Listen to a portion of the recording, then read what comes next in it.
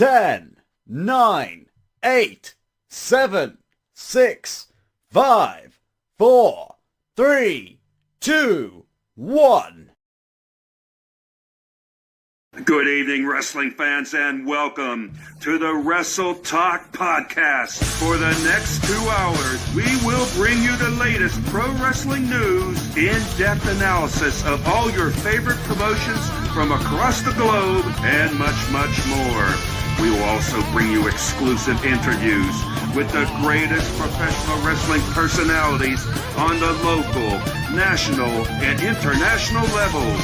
If you want to follow the Wrestle Talk Podcast, check us out online at www.wrestletalkpodcast.com. You can also follow us on Facebook, Twitter, YouTube, and Instagram.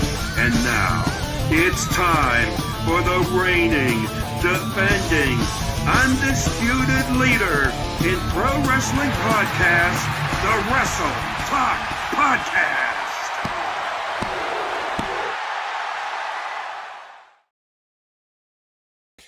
Good evening, wrestling fans, and welcome to the Wrestle Talk Podcast. We have one heck of a show lined up for you tonight here on episode 516. That's right, ladies and gentlemen. We are going to be talking with Ace Montana, ladies and gentlemen, a man who has been in the business for, good 20 years. And he has done so much stuff and has so many stories, and, just can't wait to talk to him here in the second hour. And just thank you guys for being here. It's great to be with you and just looking forward to it. But, as always, I am not here by myself, ladies and gentlemen. No, not at all. I have with me the one and only, the young lion with the old soul, Gabriel Larson. You there. It's like, are these my eyebrows now? Hardcore Hoss. Oh my God. It feels like forever every time we do this. Wrestle Talk Podcast family, it is yours truly, the young lion with the old soul. And as always, we have our what would you, our overseer, I guess, Renee Martinez. Our executive producer, Renee Martinez. Fancy words. Anyways.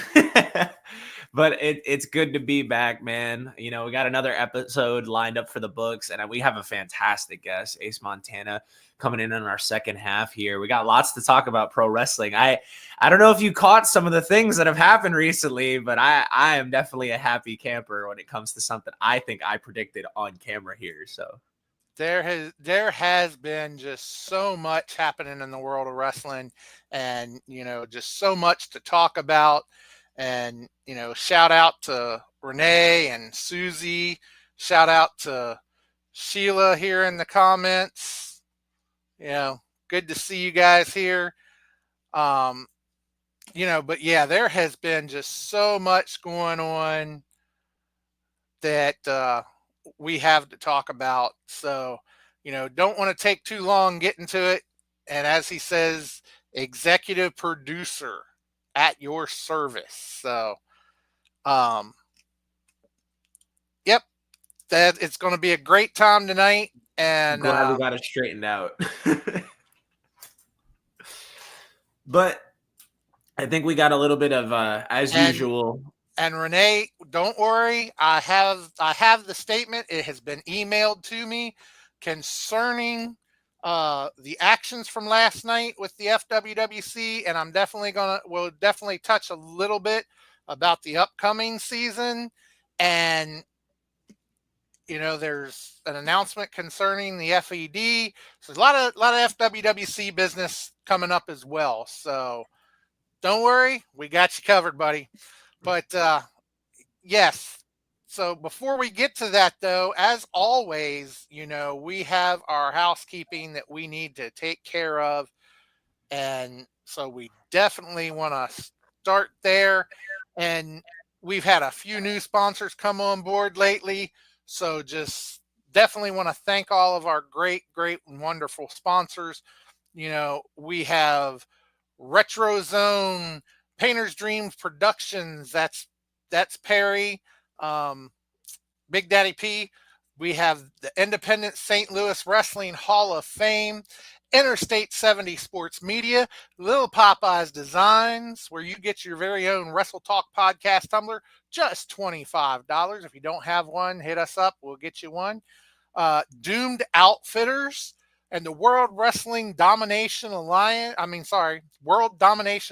Alliance, and the world's premier fantasy wrestling group, the FWWC.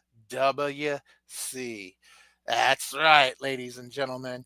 So all great sponsors. I can't believe I butchered the WDWA name. Don't fire me, Gavin. Please don't fire me. You're gonna screw this up, man. We just started. There's lots going on over there. And don't forget, you can send us some stars. We have fan sponsors right now. Our only fan sponsor is Susie Haas. But if you want to be a fan sponsor, hit us up. We'll fill you in more on that and then get you set up to be a fan sponsor. And like I say, you can send us stars on Facebook and all kinds of stuff. So, just hit us up for more information. And we actually have a couple things real quick that I want to play here real quick from a couple of our sponsors. So let me go ahead and actually, I tell you what, we'll save those till a little bit later, towards the middle. Take a look. I'm letting you roll with it, but I think we're forgetting something very important, though, and I think our executive producer would wring our necks if we ever got the opportunity to not do this. But I think you know what I'm talking about, Hardcore Haas.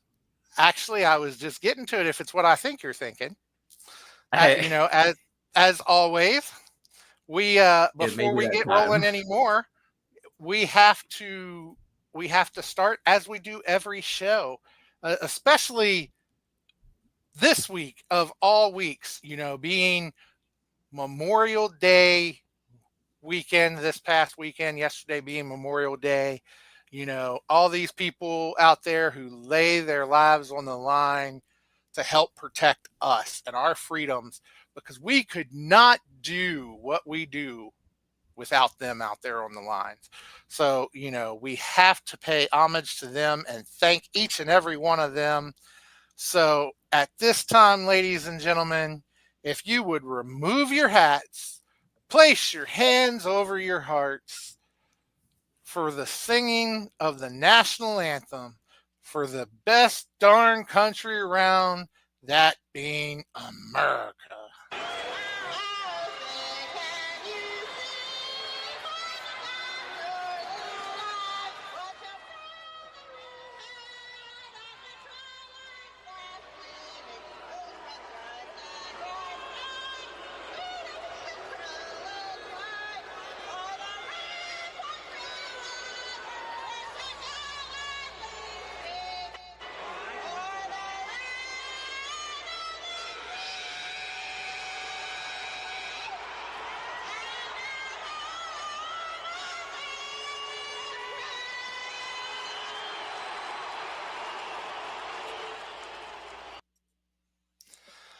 Somewhere I know Jeremy Carp is having an aneurysm right now, because that song, that rendition of it brings a tear to your eye or blood to your ears every single time.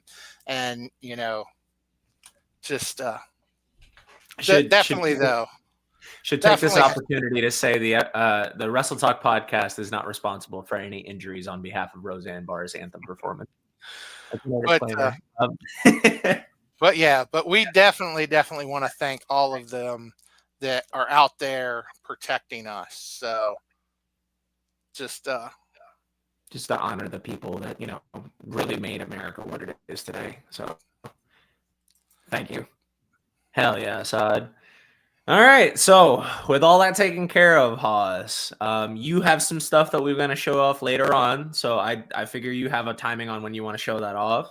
Is there anything We'll you get can to that here in a little bit. So let's go ahead, and there is just so much to talk about.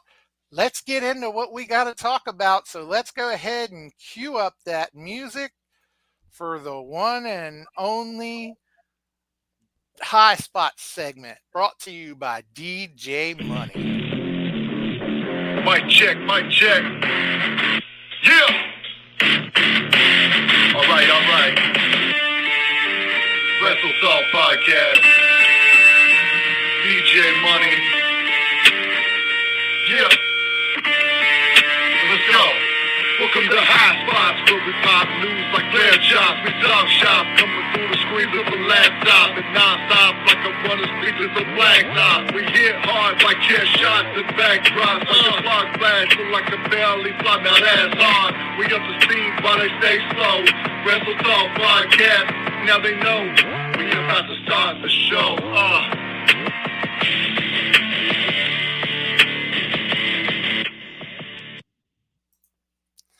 Bro, every time I see a logos, man, it gets bigger and bigger. Like, I know we got a lot more stuff. Like a NASCAR, with all the stickers on it, you know? I don't know whether you're having an audio issue or whether I'm having issues. One or the other. Am I sounding weird?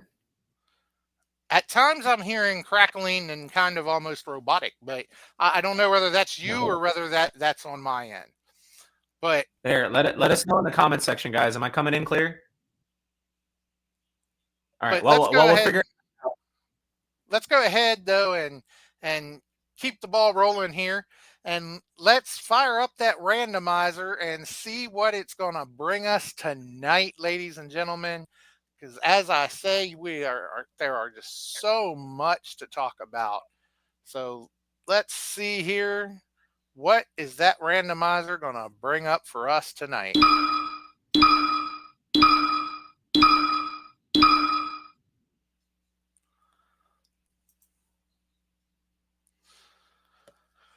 So we have a WWE and AEW. Let's see what is going to be the question for that one.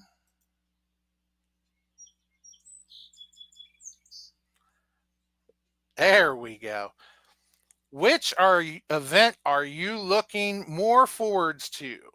Money in the Bank, When Worlds Collide, or All In and Texas?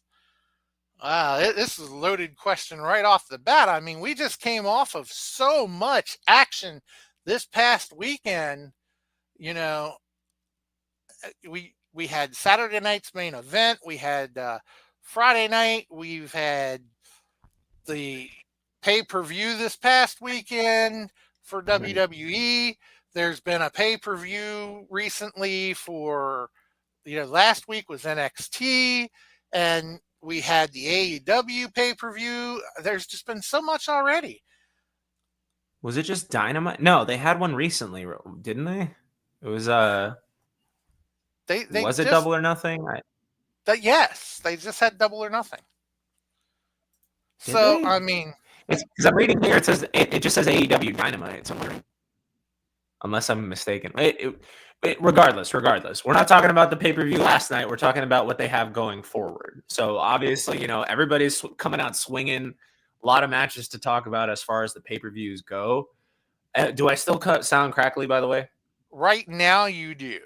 But you're... Okay, hold on. I'm going to try unplugging this, but you start us off on this just because I want to hear your opinion and let me know if it starts working. All right.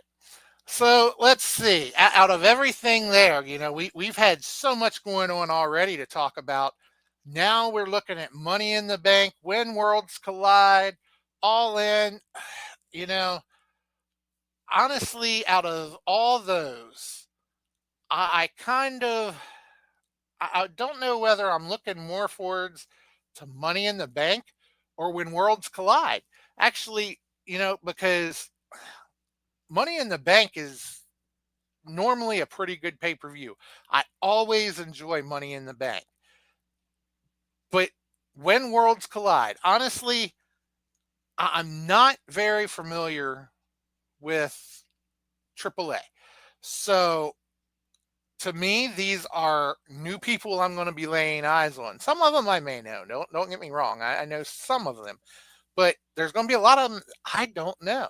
So it's going to be new talent, new wrestling for me. So I'm kind of looking forwards to that worlds collide just to get the new aspect on AAA and get introduced a little bit more to AAA. So it definitely have to be either Money in the Bank or Worlds Collide, but I think I'm leaning a little more Worlds Collide on this one. Am I coming in clear now? Right now, yes. Okay, cool. Let me know if I still have that issue, but we'll see if I can get it figured out by then. Now, I have to ask you, as somebody who's still new to AAA, what exactly do you expect? Or I guess what would you like to see from this pay-per-view? Like, I mean, do you think it should just be like a spectacle thing, or do you think they should actually have like, I mean, do you think there might be title matches on the card, or do you think it's just like a sportsman thing where they're like, all right, let's see who wins out of the group, but this is all just to celebrate camaraderie and wrestling? I mean, what do you think? I mean, I think you are going to see some champions on the card. I mean, without a doubt, they're going to have champions there. But do I foresee championship matches? Not really. I think they're going to use this more to introduce the American people like myself that doesn't follow AAA that much to AAA. And, I look for it to be a high-flying pay-per-view, a high-impact pay-per-view, just because they're trying to introduce you to AAA. They're trying to get more eyes on AAA. And if it comes out and they're just like, yeah, here's the guys from AAA, then people are going to be like, there's the guys from AAA, and it's not going to take the eyes to the product the way they want to. I think to get the eyes on the product, it's going to have to be hard hitting. It's going to have to be high impact, and it's going to have to be something that people are going to look at and go, wow, this is something different that I haven't seen before, or this is just harder hitting than what I'm used to. And I like this. That's how they're going to get the eyes there.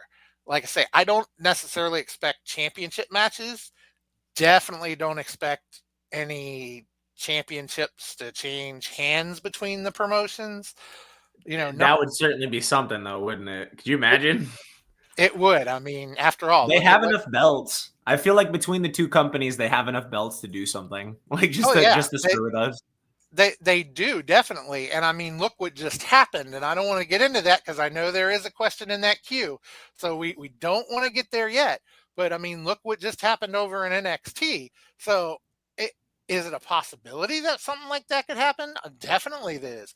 But I don't see it happening on this one. But I just look for it to be very high impact and, a lot of high flyers, because a lot of those tend to be known for more of the moves off the top rope and more of your, I hate to say more of the athletic type moves, but I'm you can not just exactly say sure how to put it, All right. Okay. So that's my thought. I mean, I'm definitely in the same boat when it comes to it, only because I am a fan of, like, I don't have the biggest agenda when it comes to AAA, but I do try to keep my finger on the pulse of what's happening in Mexico. And it's such a weird DNA when it comes to wrestling, because it's like, obviously the doors are open for a lot of these companies, but they're still drawing lines, so to speak. So it's like, it's funny how, CMLL has dipped its toes with your MLWs and your New Japans and your AEWs. And then it's like the AAA has to go to WWE, and then they get Pro Wrestling Noah. So it's like, it's a weird weird sort of back and forth between both of the companies on who they're working with and how they're going to present it. But as far as actual card goes, I'll be honest, after checking out some of the clips and some of the matches from last night, and I believe we were right. It was Double or Nothing. Yeah. I'll be honest, I'm actually very excited for All In Texas. It seems like, I know AEW isn't at the biggest heights that it used to be, but I do think that if you guys get a chance, check out some of the matches that they had there. I do think they have what they do to have a solid product. And assuming they play all their cards right with everybody they have going forward, because we have Adam Page challenging for the championship. Hopefully we can get the belt off of Moxley. I love the guy, but I think he's held the belt long enough. Everything that's happening with the trios championships, the tag team championships, I think they have a star-studded roster, and I think they're finally starting to find their niche. And I guess I'm just curious to see where it goes. Like, the thing is their everyday TV isn't always the greatest, but you can always count on AEW to deliver a good pay-per-view. I'm just wondering if this is going to be the one that's going to start to bring people back. So that's why I'm excited for it personally. Now, since we've both given our pieces on When Worlds Collide and All In Texas, I have to ask, what are your thoughts on Money in the Bank? Do you think this is going to be a decent card, or are you holding out, or you think it's just kind of mid right now? Well, like I say, Money in the Bank is normally a pretty decent pay-per-view. I normally enjoy Money in the Bank. And so, I think looking at people who have qualified so far and everything, I think Money in the Bank is starting to shape up to be, at least for the Money in the Bank matches, starting to shape up to be a pretty decent pay-per-view. Looking at it, though, I think there are some matches that they're kind of just throwing in. I mean, I think there'll be some interest to some of them, but they're just kind of throwing them in just to throw them in. I mean, you look at the John Cena match, that tag. I was going to say, I have a list for some of these matches here. So you got, what was it? It's John Cena and Logan Paul versus Jey Uso and Cody Rhodes. Yeah. And you're starting to break up again. But yeah, Jey Uso and Cody Rhodes versus Logan Paul and John Cena. I mean, that's just a match that they kind of threw in just because they figure, okay, Cena is retiring. They figure people are going to want to see Cena. People have been asking, where's Cody? Where's Cody? So, all right, well, let's just throw this in there, and well, let's throw Logan Paul in there for his star attraction. And Jey Uso, he's a champion, so how can we have the pay-per-view without our champion, and it'll be champion versus champion type thing. So I think that's just getting thrown in there. Do we necessarily need to see that? Probably not. But it is what it is. So, I mean, they do have room to improve so far, but I think that I do think that Money in the Bank will shape up to be a decent pay-per-view. And, like I say, I normally do look forwards to it. And hopefully by the time it gets here, we'll be looking forwards to it again. Yeah, I don't know. I'm on the opposite side of it. Like, I'm not saying it's completely deflating for me, but it's just sort of like it's there. And I don't feel like we should feel that way when it comes to Money in the Bank. Now, obviously, we all know the marquee matches are going to be awesome, right? Because it's Money in the Bank. It always delivers. Like, the only thing it can really screw up is the winner. And even then, there's ways around that.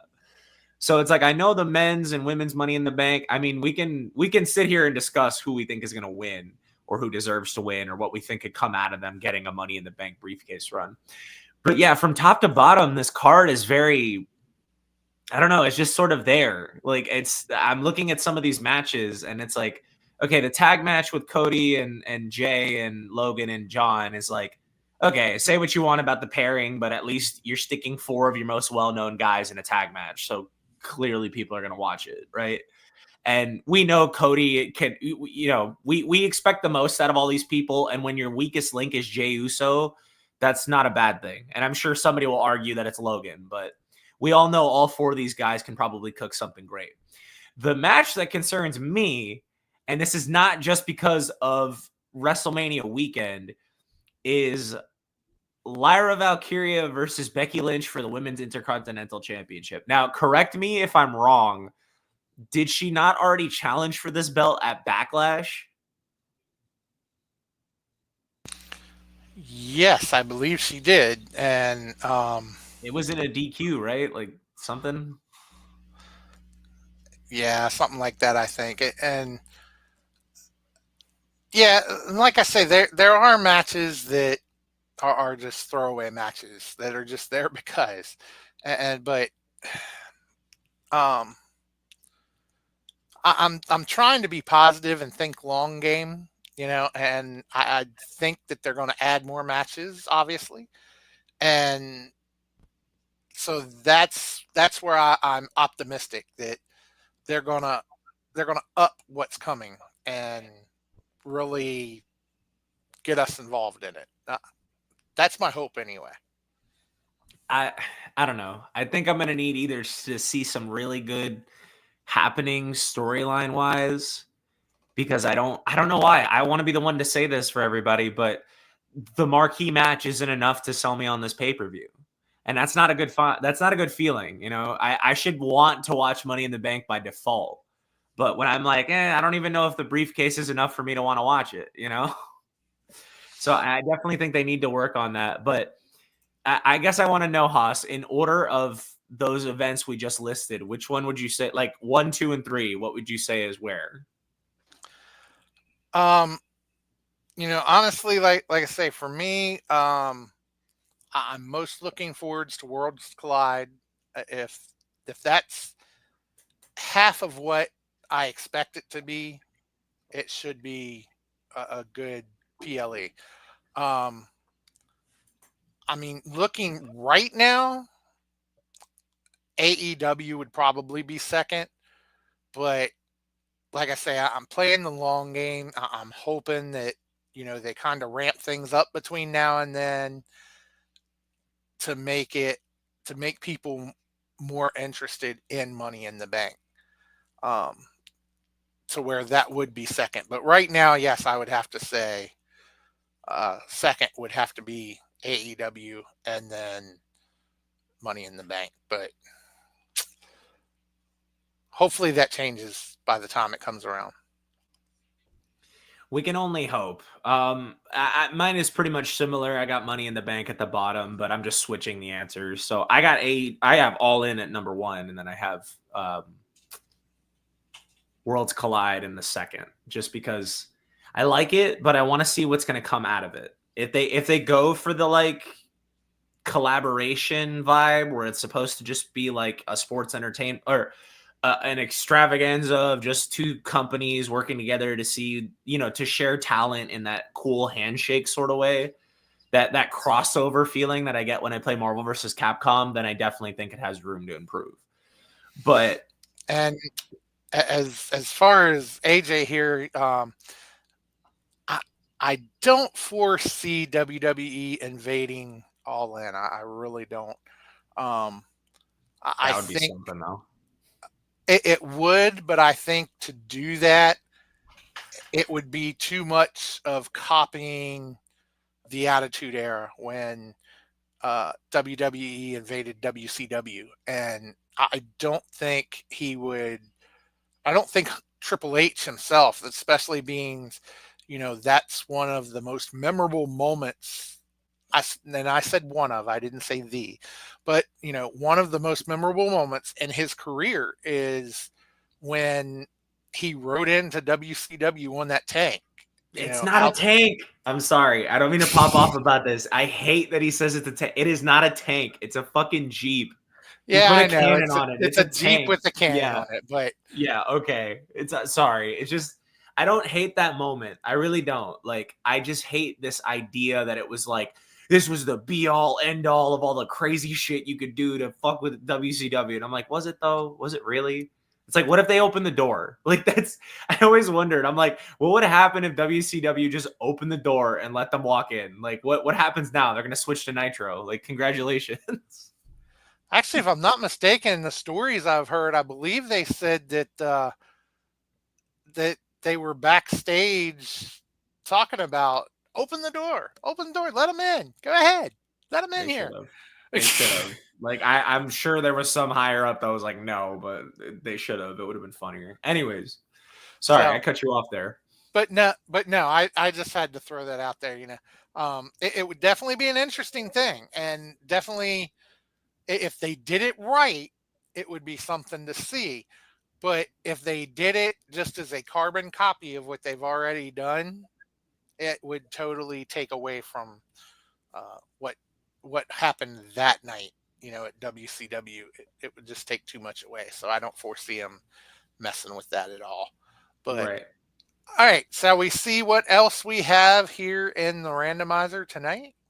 Please and thank you. I think people are done hearing us talk about this.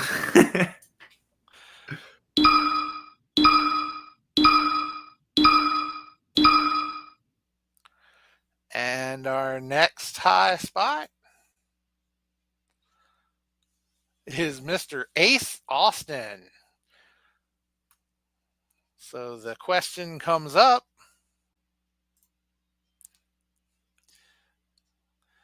Ace Austin has parted ways with TNA.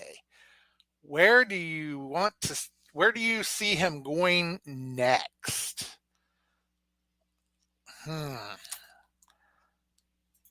I was kind of surprised. A former X Division champion, and I met him when he held that title one night at WDWA. They had him there.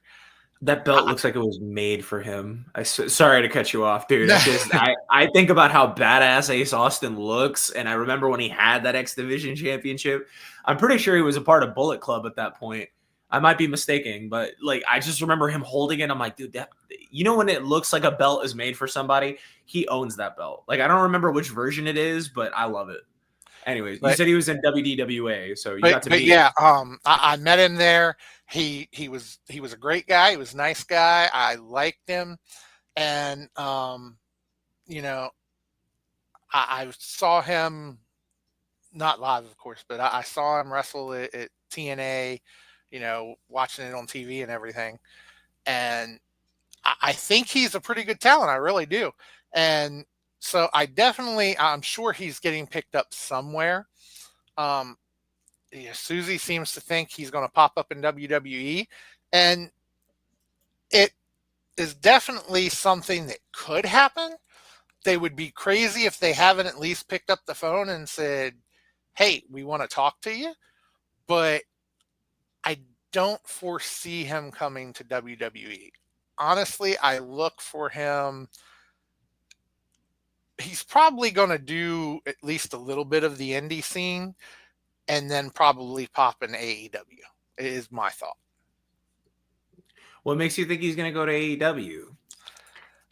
That just seems to be, it just seems that for some reason to me, he just seems to fit the mold for AEW better than the WWE mold. I mean, like I say, he is a good talent, but I just foresee him coming up in AEW more so than WWE. Of course, there's a lot of other places he could go. I mean, he could go to Japan, or I want him to, but the thing is he's already been there technically. Like, yeah, it was on Excursion, or that it was supposed to be a crossover, an event where they lent talent essentially. So it's like he's been to Japan. So it's one of those things where I'm like, I don't know if he's keen on doing that full time though. Like when you go to New Japan, you got to go there forever.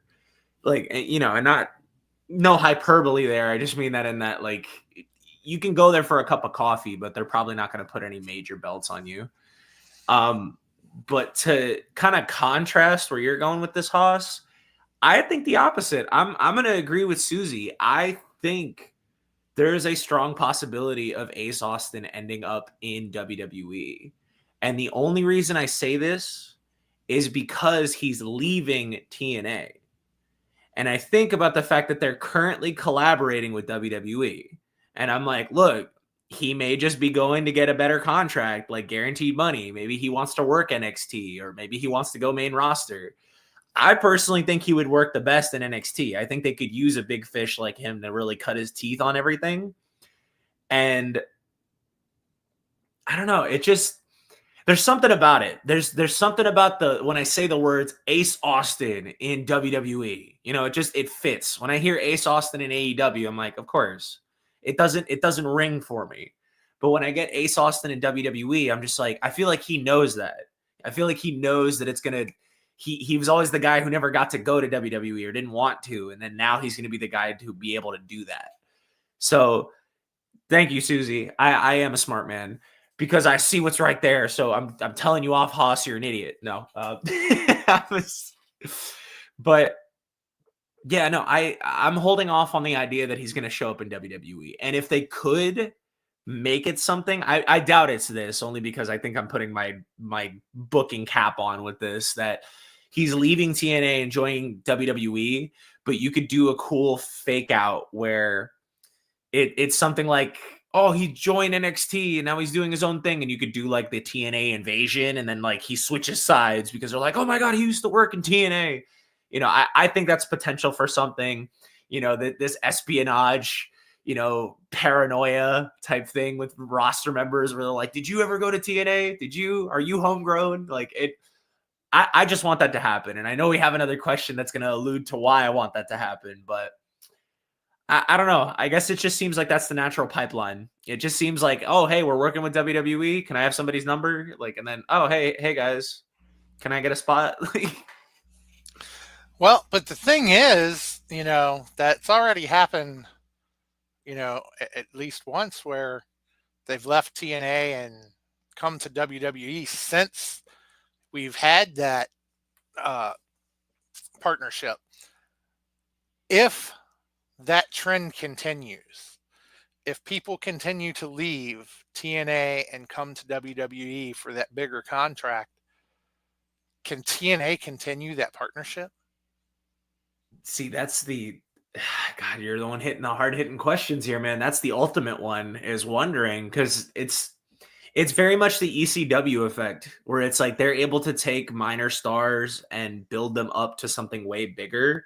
But it's to the point that other companies will see that and go, hey, you want a little bit of extra money to work for us? And then they gut their roster.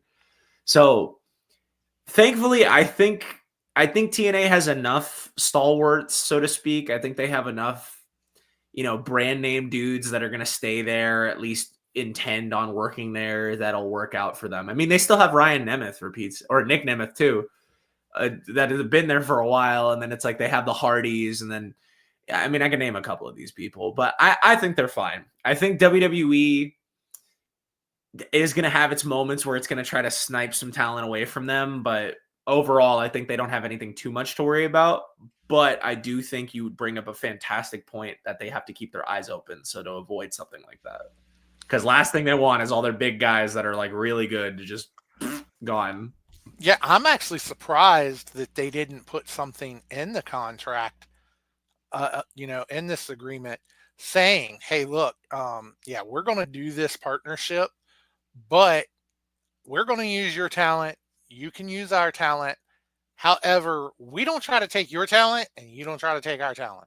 I'm surprised there's not something in there, I feel like there has to be. The only thing about Ace is the fact that his contract expired. So it's like, that's not a loophole. That's just, I don't want to renew my contract. But I feel like there must be. There's no way they would collaborate like this and be like, hey, we can offer you more money. Like, that seems shady. I mean, granted, Vincent Kennedy McMahon might do that, but I don't know if Hunter Hearst Helmsley would. Well, you never know. I mean, when it comes to when it comes to dollars and cents, you got to do what you got to do in order to keep it coming in. So you never know.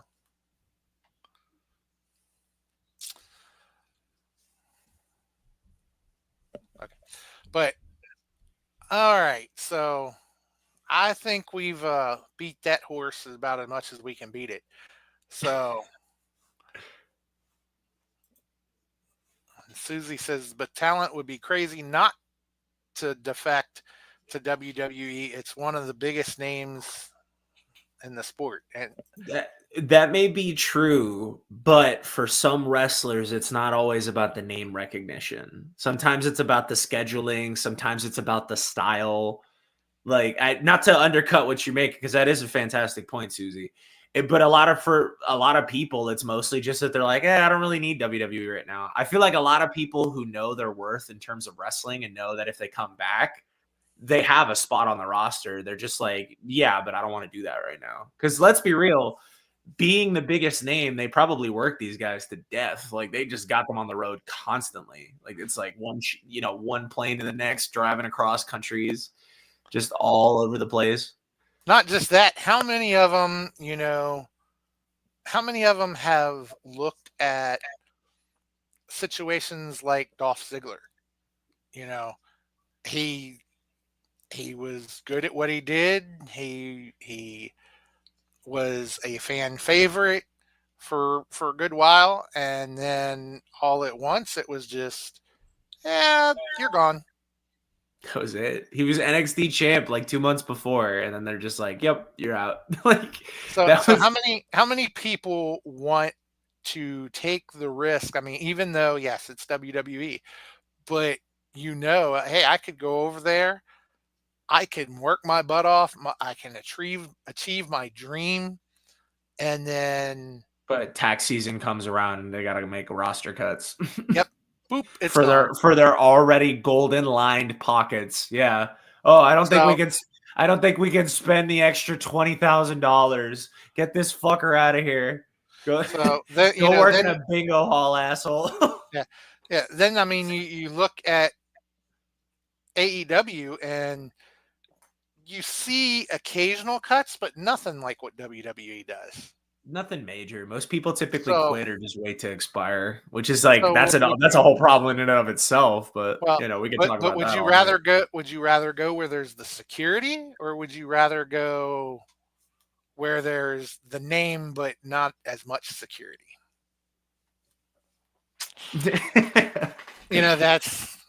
That's just something to something some of these guys probably do think about.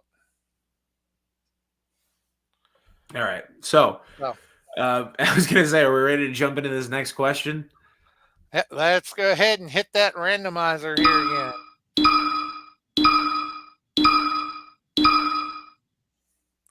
And our next question from the randomizer is...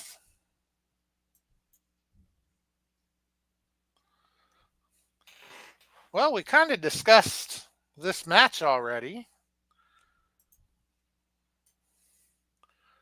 Would you imagine in WWE in 2025, John Cena would be teaming with Logan Paul? Can we skip this question? This is so like, I mean, you want me to take the lead on this one? Because clearly I have a lot to say. Oh my God. No, just outright no. I did not expect it's not even just the fact that it's John Cena teaming up with Logan Paul. Heel John Cena, 17-time world champion on his final run in the WWE, teaming up with Logan Paul. Not just teaming up with him, though, teaming up to face against Cody Rhodes and main event world champion Jey Uso. Like, this would have sounded like the fakest thing you could have ever imagined about 3 years ago. Realistically, let's be real here. So no, in my wildest dreams, I did not imagine this in WWE 2025 that this would be happening. And the only takeaway I can really give it is the fact that it's going to be big, at least in the idea that people are going to see it. It's going to be notoriety is going to be a thing. We're going to have a lot of people watching this match. And I don't know. I'm just kind of curious what's going to happen. Like I'm really wondering how well Logan might work with Cena as far as the program goes. Like, I don't know if they're going to be friends during this or they're just going to have their moments separate from each other or whatever. But the chips fall where they may when it comes to that. But I don't know. I'm still kind of in disbelief of it. I'm like, is this what we're really doing? But what are your thoughts, Oz? I will say this. I think, at least what I believe, the idea behind this match is working. Because the whole idea is we want people to focus on us. So we're going to put champ versus champ. We're going to bring the former champ in to be a part of this. And then we'll bring Logan Paul, one of the biggest internet sensations out there, in on this. And at that point, we should have something that's going to bring eyes to the product and it's going to get people talking. And what are we doing? We're talking. So I think the thought process behind it is working. Like I said before, it's not something I think we need. I don't think it's something that anybody's been sitting there clamoring for. And I think it's something we definitely could do without. But, yeah, it's not something I would have expected to see at all. I mean, even when it was announced, it wasn't something I expected to see, when it came about. Logan Paul and John Cena teaming together. Just that's bad enough. You get a gag reflex, right? Like, you just say it out loud and it doesn't feel right. It just doesn't make sense. I don't know. Not that it doesn't make sense, but you know what I mean? That it's so, like, weird. It's there, and it's like we have to acknowledge the elephant in the room because it's right there. It's like you can't not look at it. But, oh gosh, what's insane to think, though? That there's a strong possibility Logan Paul is challenging Jey Uso for the world championship. And there is a very slim margin that maybe, just maybe, he wins it. Like, I'm not saying they'll do it, but I'm just saying that it could happen. I don't know, because I can't see them putting a title back on Paul. Why? Too soon. Well, because one of the first, I get. It's kind of like a period of I'm smacking your hand. I think, because one thing that was said to Logan Paul when he won that title was, we don't have a whole lot of rules when it comes to the titles, but one rule we have is we don't want you naked with the title. And what's one of the first things he did? He went out and took naked pictures with the title. I haven't seen them, but I've heard they're out there. Okay, sure. Let's check that hard drive, bud. No. No, I mean, I guess I could understand that if it wasn't for the fact that there's, like, how many wrestlers who have posed nude with titles? And it's not just, and I'm not just talking about the magazine with Shawn Michaels either. Because I get a lot of people that I know are going to be like, oh, that happened in the 90s. No. I'm talking about when Seth Rollins and Becky Lynch were doing that. Well, I don't think they were totally nude, though. From my understanding, he actually had sex with the title around him that night. Was somebody there to confirm it? I don't know why you would want that out there.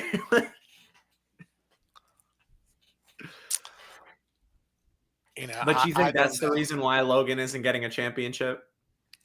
At least, I think it's partially, like I say, just a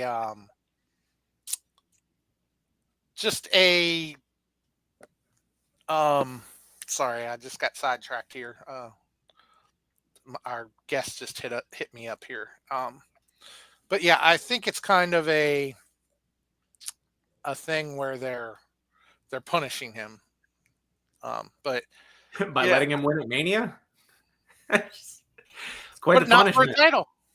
Yeah, I mean, yeah, but still, he won at Mania and he beat AJ Styles. Like, I get where you're coming from with this, and I get it. It's probably the reason, but I'm also kind of like, if it is, they're really bad at it. Like, it's like, no, sir. It's like punishing your son by being like, no, you are not allowed to, or what is it? It's not just that you don't get dessert. It's like, no, you're not allowed to have the 12-layer cake. You have to have the ice cream sundae that costs $50. No expensive dessert for you, young man. Eat your standard dessert. And Susie seems to think that Logan's going to turn on Cena. And then AJ says, what if Logan Paul and John Cena face each other? Well, that would require one of them having the face turn. And yeah. I mean, considering the reaction, it could be Cena. Like, let's be real. You saw the backlash match. Everybody was cheering him by the end of it.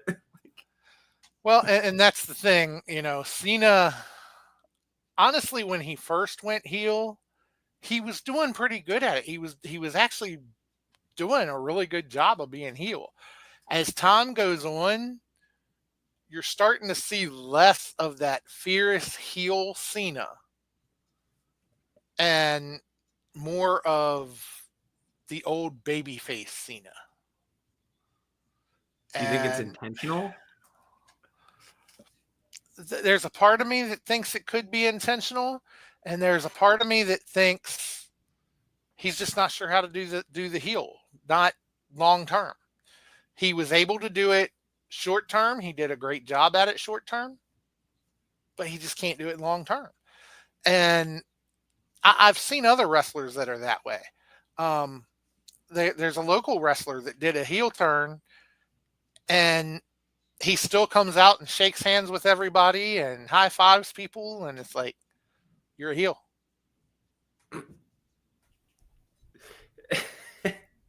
I only think it's up to the. I mean, I have to watch some of his more recent stuff, but I think it's all up down to the audience. That it's this man has confused everybody to the degree that it's like he's the most hated heel, or is supposed to be, and everybody's cheering him.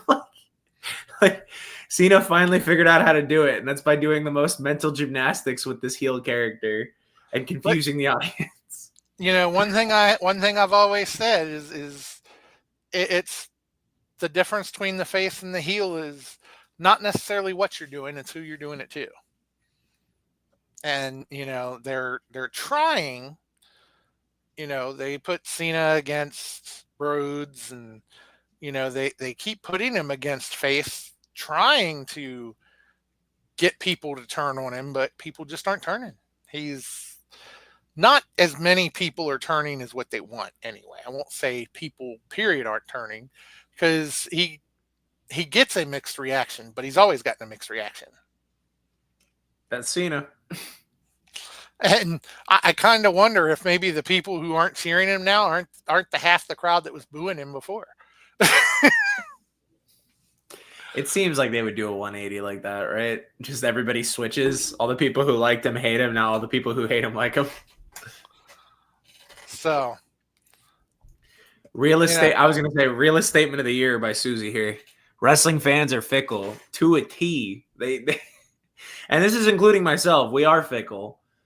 But it's understanding like what you like and what you want out of wrestling. And it's like, I get that. And I try not to hold other wrestling to that. But the problem is I think a lot of people just want to be like, no, I'm not like those other wrestling fans. And it's like, yeah, you're a prick. That's oh boy. This is being documented.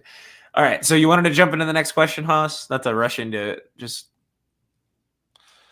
or did we have our guest? Or did you have the thing you wanted to show us? Well, I was going to say, let me go ahead and let's take a little bit of a break here real quick. Be just a couple minutes. I think our guest might be getting things figured out. But I want to check with him a little bit. So, we were talking about some of the sponsors and stuff, and we actually have a couple of commercials from sponsors. Ooh. So let's go ahead and let's do one here from the St. Louis Independent Hall of Fame, which is where Our very own Luke Skywalker Roberts is being inducted. Exactly. So let's go ahead and run that one here real quick.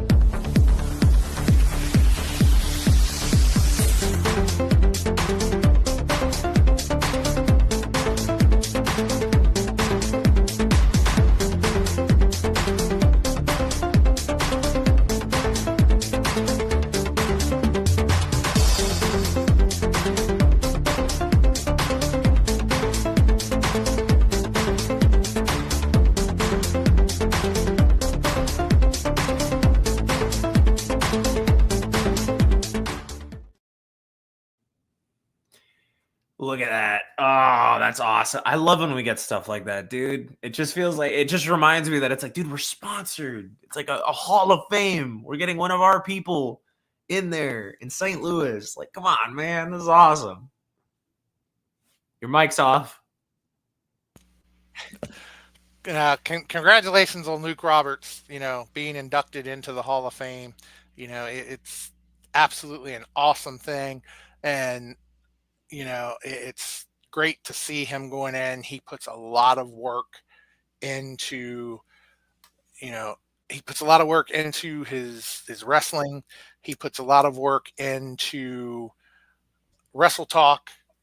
And so, he put anything that he steps into, he really goes into 110%. So congratulations to him. He is truly, truly deserving of this honor. And I wish I could be there myself that day when he gets inducted, but unfortunately I won't be. So congratulations, Luke. You deserve this, and just look forward to the future. We can I think we can actually set this up here. Let's give him one of these for all Luke Roberts.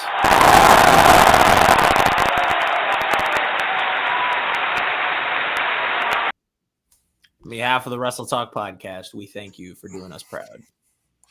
So then we were speaking of our partnership with World Domination Wrestling Alliance, WDWA, and be sure to check them out as well.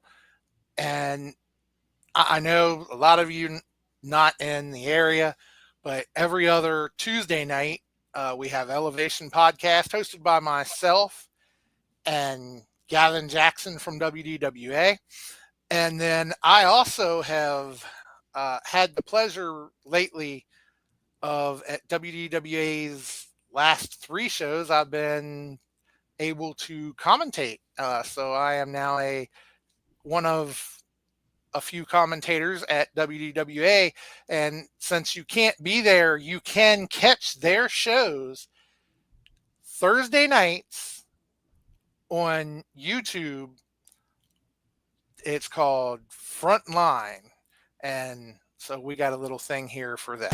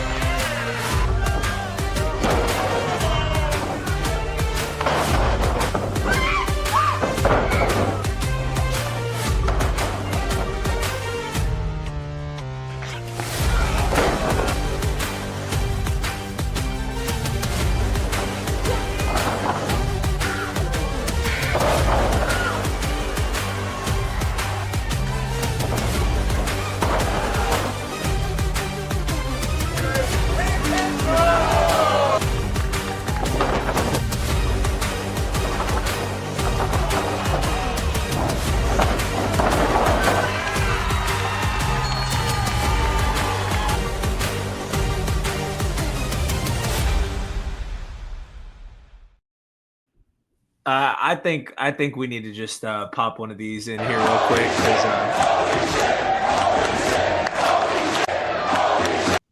That was, pardon my French here, ladies and gentlemen, but that was fucking awesome. That was so cool. Like, All did you that see- hard hitting action, you can see every bit of it on Frontline.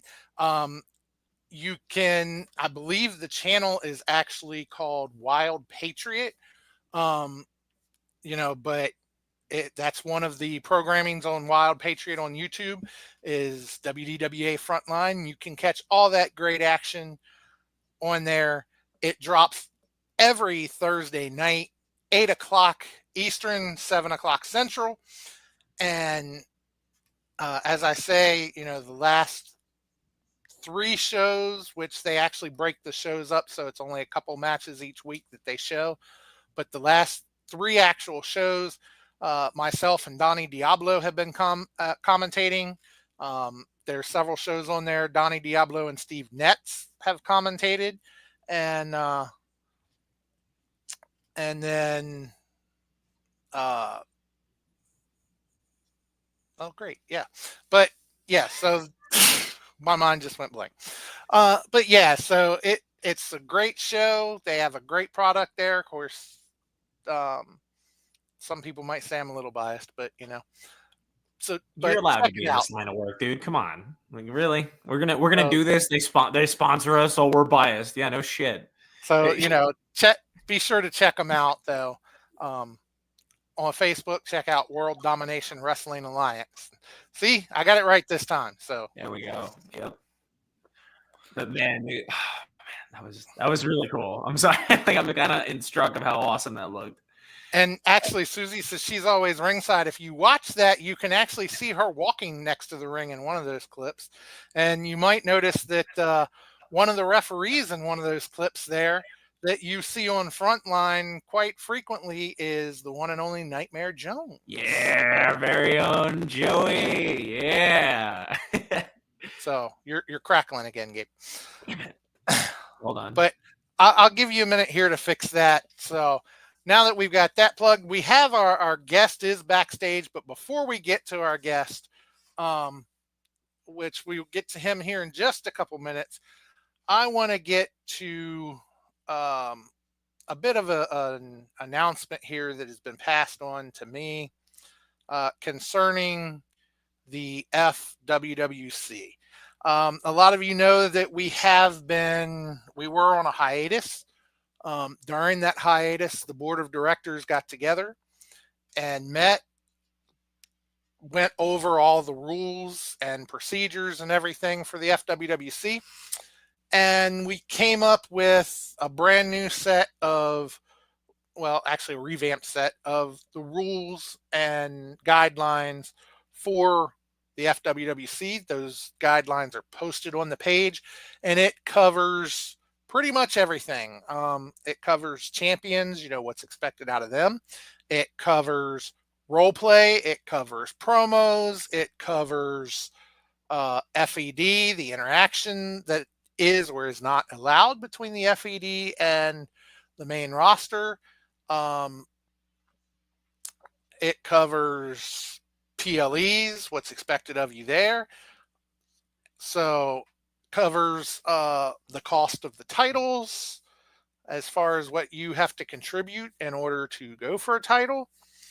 And so it just really has all the information. Be sure to check out Fantasy Wrestling Worldwide chapter on Facebook, and it's pinned right there at the top so that you can see it. There's also, if you scroll down, there's also a little Facebook Live that was done by the CEO Dewan Mills and the Night Owl Renee Martinez. However, you see that the CEO Dewan Mills is not here tonight, because normally he would be the one to come on and discuss things concerning FWWC, at least for the main roster. Dewan, the CEO, was involved in a match last night, because last night was our first night of matches back in action for FWWC. And there was an incident. So, I have been passed along a announcement from the board of directors that states the following. Per FWWC officials, last night, Dewan Mills, the CEO, suffered a severe concussion in the FWWC Battle for the Briefcase qualification elimination match. He was unable to continue the match, therefore was eliminated and moving on. Therefore, he is eliminated from the Battle for the Briefcase. Moving on to FWWC Battle for the Briefcase PLE will be Marcus Mayhem, Jason Curtis, Ace, and Rage, all four. These four individuals will compete in a ladder match for the briefcase at FWWC Battle for the Briefcase. We will continue to provide updates on the CEO as they come in. In the meantime, please make sure you are updated on the newly released standards and expectations located under the featured tab on the FWWC Facebook page. Well wishes to all FWWC officials. So that is why Dewan Mills is not here tonight. Hopefully, maybe he can come back in 2 weeks when we return and speak then. But for now, he is not cleared to compete, and he is out with a concussion. Also, with that being said, obviously, since he is out, there is no current booker available for the FWWC.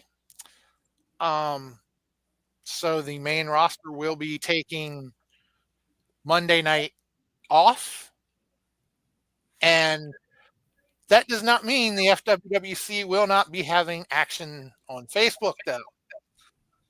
Be sure to check FWWC on Facebook because we will have action, and it will be coming from the FED. They will be getting back in action this week. So Monday, June 2nd, you will see a welcome to the FWWC match where you will see Funky Flex versus none other than the newest member of the FWWC, someone who's never been here before, Ulysses S.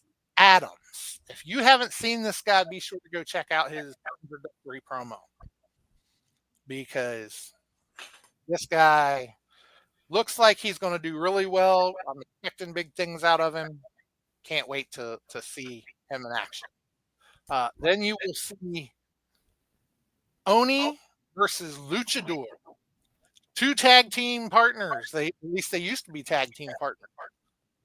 Going to be in action against each other in the FED. Let's see what happens there. That can be very interesting. I definitely have high hopes for Ulysses. I'm very curious where he's going, but you're still crackling. I hate this mic. Then we will see a triple threat match. You will see Yoko Kitsune versus Robert versus Nathaniel Jones, which is another version of Nightmare Jones. So that should be another interesting match. And be sure to check out Fantasy Wrestling Worldwide chapter on Facebook. If you don't know about it, it's the closest thing you can get without actually stepping in the ring. We do promos, we do role play. On Mondays and Fridays, we get into a room with each other and do live picks where somebody in the room, since we are actually all over the United States, but we've had people in Canada and other states join. But we all get into rooms and somebody calls the matches in the room.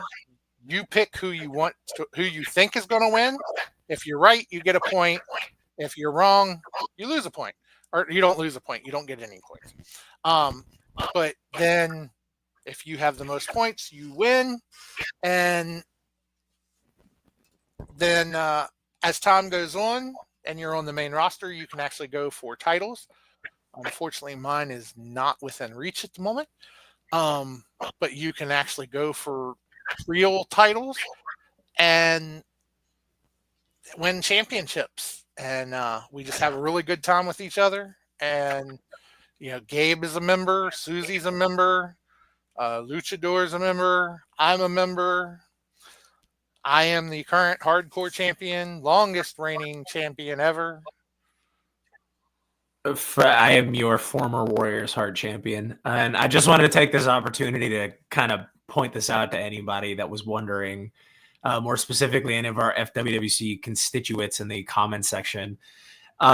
This is sort of behind curtain. This is not in character, but I just want to let you guys know I am not quitting or leaving at all. I'm on a hiatus right now. I just needed to recharge mentally, kind of figure out where I want to be after that loss at Mania.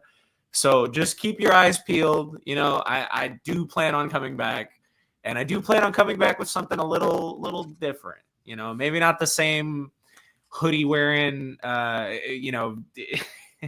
late night vaporwave monster that you knew me as before. I'm trying to do something a little different, but I don't want to give too many spoilers away. So, all right. Well, and so that's the news on the FWWC. Like I say, be sure to check it out on Facebook, Fantasy Wrestling Worldwide Chapter. And, you know, when you find the page, you'll have to request to join the page. There will be a few questions to answer. Just yes or no answers are fine. You know, that's all you need. And then myself, the CEO, and the Night Owl, we see the requests, we'll contact you, and we'll get you going, or you can just be a fan on the page, because we do have people who just follow the page as a fan. So be sure to check that out. But, you know, Gabe, I see our guest is in the back. He looks ready to go, and I see people waiting to hear from him. You know, we got Easton Kelly. Can't wait to hear what Ace has to say. I love his mindset into wrestling business. Chase Gibson here for Ace. We got Susie Haas, who she got a kiss from Ace last time he was in West Virginia at WDWA. So, you know, she says her boyfriend. She can't wait to see him. I think everybody's tired of us talking about him. Are we ready to introduce this man or what? So he can tell us his side of the story. Yeah, so let's go ahead and get him in here. He is a man, as I said earlier, he has been in the wrestling business for 20 years, and he has done it all. He's been from wrestler, he's been a referee a time or two. It was actually announced on Evolution last week that he is going to be at WDWA on June 7th as a special guest referee at the all women's match. So he is a trainer. He owns his RVA Wrestling Academy. He also is a booker, and he just, like I say, he does it all. So there's so much. If I sit here, keep describing him, we'll be here all night. So let's go ahead and get him in here. He is the one and only Mr. Ace Montana. Or shoot, brother. What's going on, guys? What's going on, Ace? I just finished up training tonight. One of our training nights down here in Richmond, Virginia.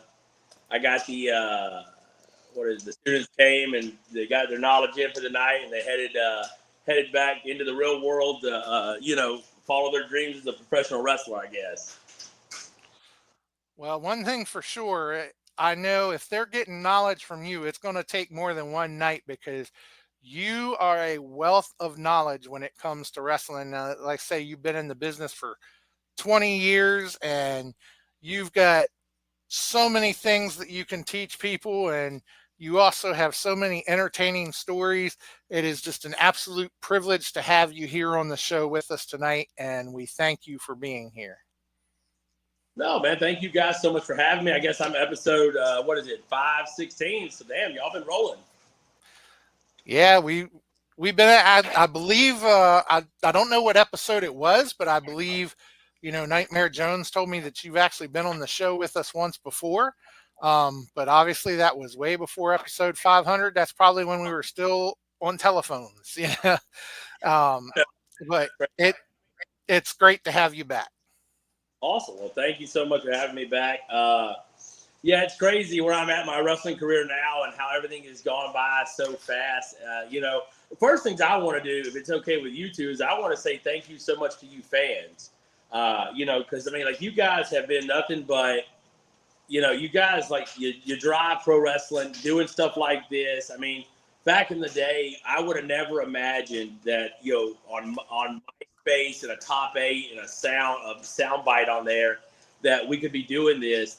It's just awesome for the wrestling business and for the young people that are starting to get themselves and names out there and to connect with people. It's just an awesome way to make this business work and be seen so much easier, which is so awesome. Yeah, definitely we would be nowhere without, our great fans, and with, just like with Wrestle Talk, without our great fans, we would have never made 516 shows. It's just unthinkable and unheard of. So it definitely thank you to the fans. And so it's fine that you went ahead and started there. So Gabe, you got a couple questions lined up, because I know he's been checking out some YouTube and Facebook and, checking out all over and trying to get some backstory on you there. So I do have one big one that I want to try and save for the end. And I think you know what it is, Hardcore Haas. But I just want to say on behalf of the Wrestle Talk podcast, thank you so much for your time, Ace. As the young lion with the old soul, I do try to pride myself on really giving back to the people who were in this business before me. So if I can ever have an opportunity like this to learn from somebody such as yourself, it's always an honor. So just to start off by saying thank you, man.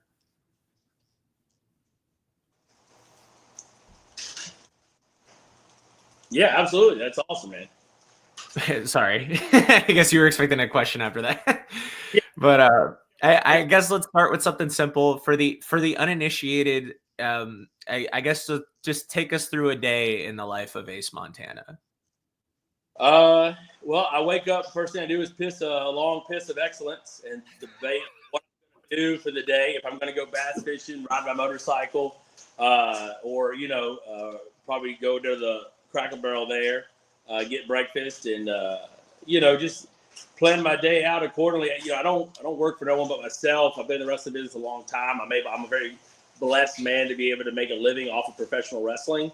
It's very unique because that 16-year-old, 15-year-old kid would have never thought in a million years that this would be a thing. But after pissing a cup of excellence, and deciding what I'm going to eat for the day, I put on a pair of cowboy boots, throw the old Stetson on, and start my day like any Southern boy would, and just beat to my own drum, if you will. You know what I'm saying? Yeah, absolutely. Now I have to ask, do you have a pickup truck just to get it out there? I have 4. Yeah, I think I have a project. I have an 86 square body. Then I got one here for the farm. It's a 95. 95 Sierra? No, that's a GMC 95 Cheyenne. Then I got a little, my wife, she's got the 2023 Expedition and all that shit. But yeah, I got a couple of them out here that I enjoy very, very much so. I believe the standard down there is a two truck minimum, right? Well, it just depends. You got some guys like hot rods. I got between the boat, the motorcycles, and the trucks. Any way you want to go, you can get there. I I got 15 acres out here in Hanover, Virginia. I'm right on the Pamunkey River, so I can take my boat to the West Point and get out in the bay and make it out to the ocean if I had the time. But we ain't taking no bass boat that far. Right. Hardcore Hoss, I think we got to make a trip out there. It sounds like a weekend and a half, right? So I guess just to follow up, but we tend to have the opportunity to ask, but because I try to avoid the 5 questions of doom when it comes to our guests here. So, just to throw a bit of a softball out there. Uh-oh. Can you still hear us, Ace? Hello? Uh-oh. All right. I think we might be having some technical difficulties. I'm going to see if I can hit him up in the chat back. Can you hear him, Haas? Can you see him? Or is it just my end? No, I don't see or hear him. Let's go ahead and take him down here for just a minute. And when he pops back in, we'll be sure to bring him right back in. It's crazy to think, though. I guess it's just we can talk about what we've gotten to hear so far, man. It's like, I think about that. Hang on, I'm sending him a message, so.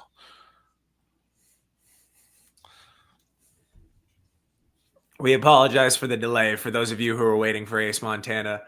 As you can tell, we have our moments here in the Wrestle Talk podcast, but all right, we got it situated, maybe? There we go. All right. There he is. He's back. Now. All righty. There we go. He's back with us. Sorry about that. Yeah, so go ahead, man. Now that I can hear you, what do you got for me? Yeah, it's quite all right, man. Trust me, we know this kind of stuff happens on the show all the time. We're very much used to it. So I guess where I was going with this, though, is I always like to ask, did you ever see yourself doing this? Like, was wrestling the first thing you decided, or did you want to try out any other kind of things when you were younger? Did you want to have a different career path, and then wrestling came up, I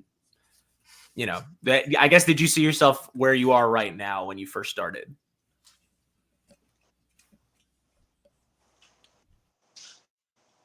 Well, let's look at it this way, right? So, let's set the tone. What cussing, no cussing, kids show, not a kids show? How do you want me to be singing? Like, what do you want me to do? You mean no holds barred? What do you need from me? You know what? We get the better views when we got the uncut version. So if you'd like to just right down the middle the way you know how to do it, then let us know so we can get we'll put a disclaimer or something. And Ace, just to let you know, when it comes to our editing, as far as editing out language and stuff like that, we have somebody who determines what can be said and what can't be said, and the way that he determines it. Fucking bullshit! It is what it is, right? Exactly. Let her rip. All right. Well, let's start there. I always knew somehow I was going to get in the wrestling business. I never looked at it as, of course, we're all fans of professional wrestling. I can't say that I wasn't a fan. I was a huge fan of wrestling.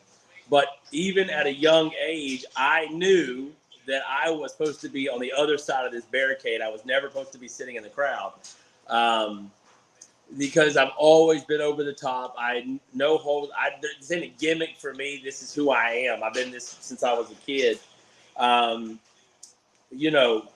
It's not hard to fucking put myself over, right? I'm not going to try to do that the whole time, but the show is about me, so why the fuck not? I'll put myself over if I need to. You know what I'm saying? So, of course. Yes, no, and maybe, right? So being a trainer, teaching people how to become professional wrestlers, fuck no. I hated trainees. I hated fucking talking to them.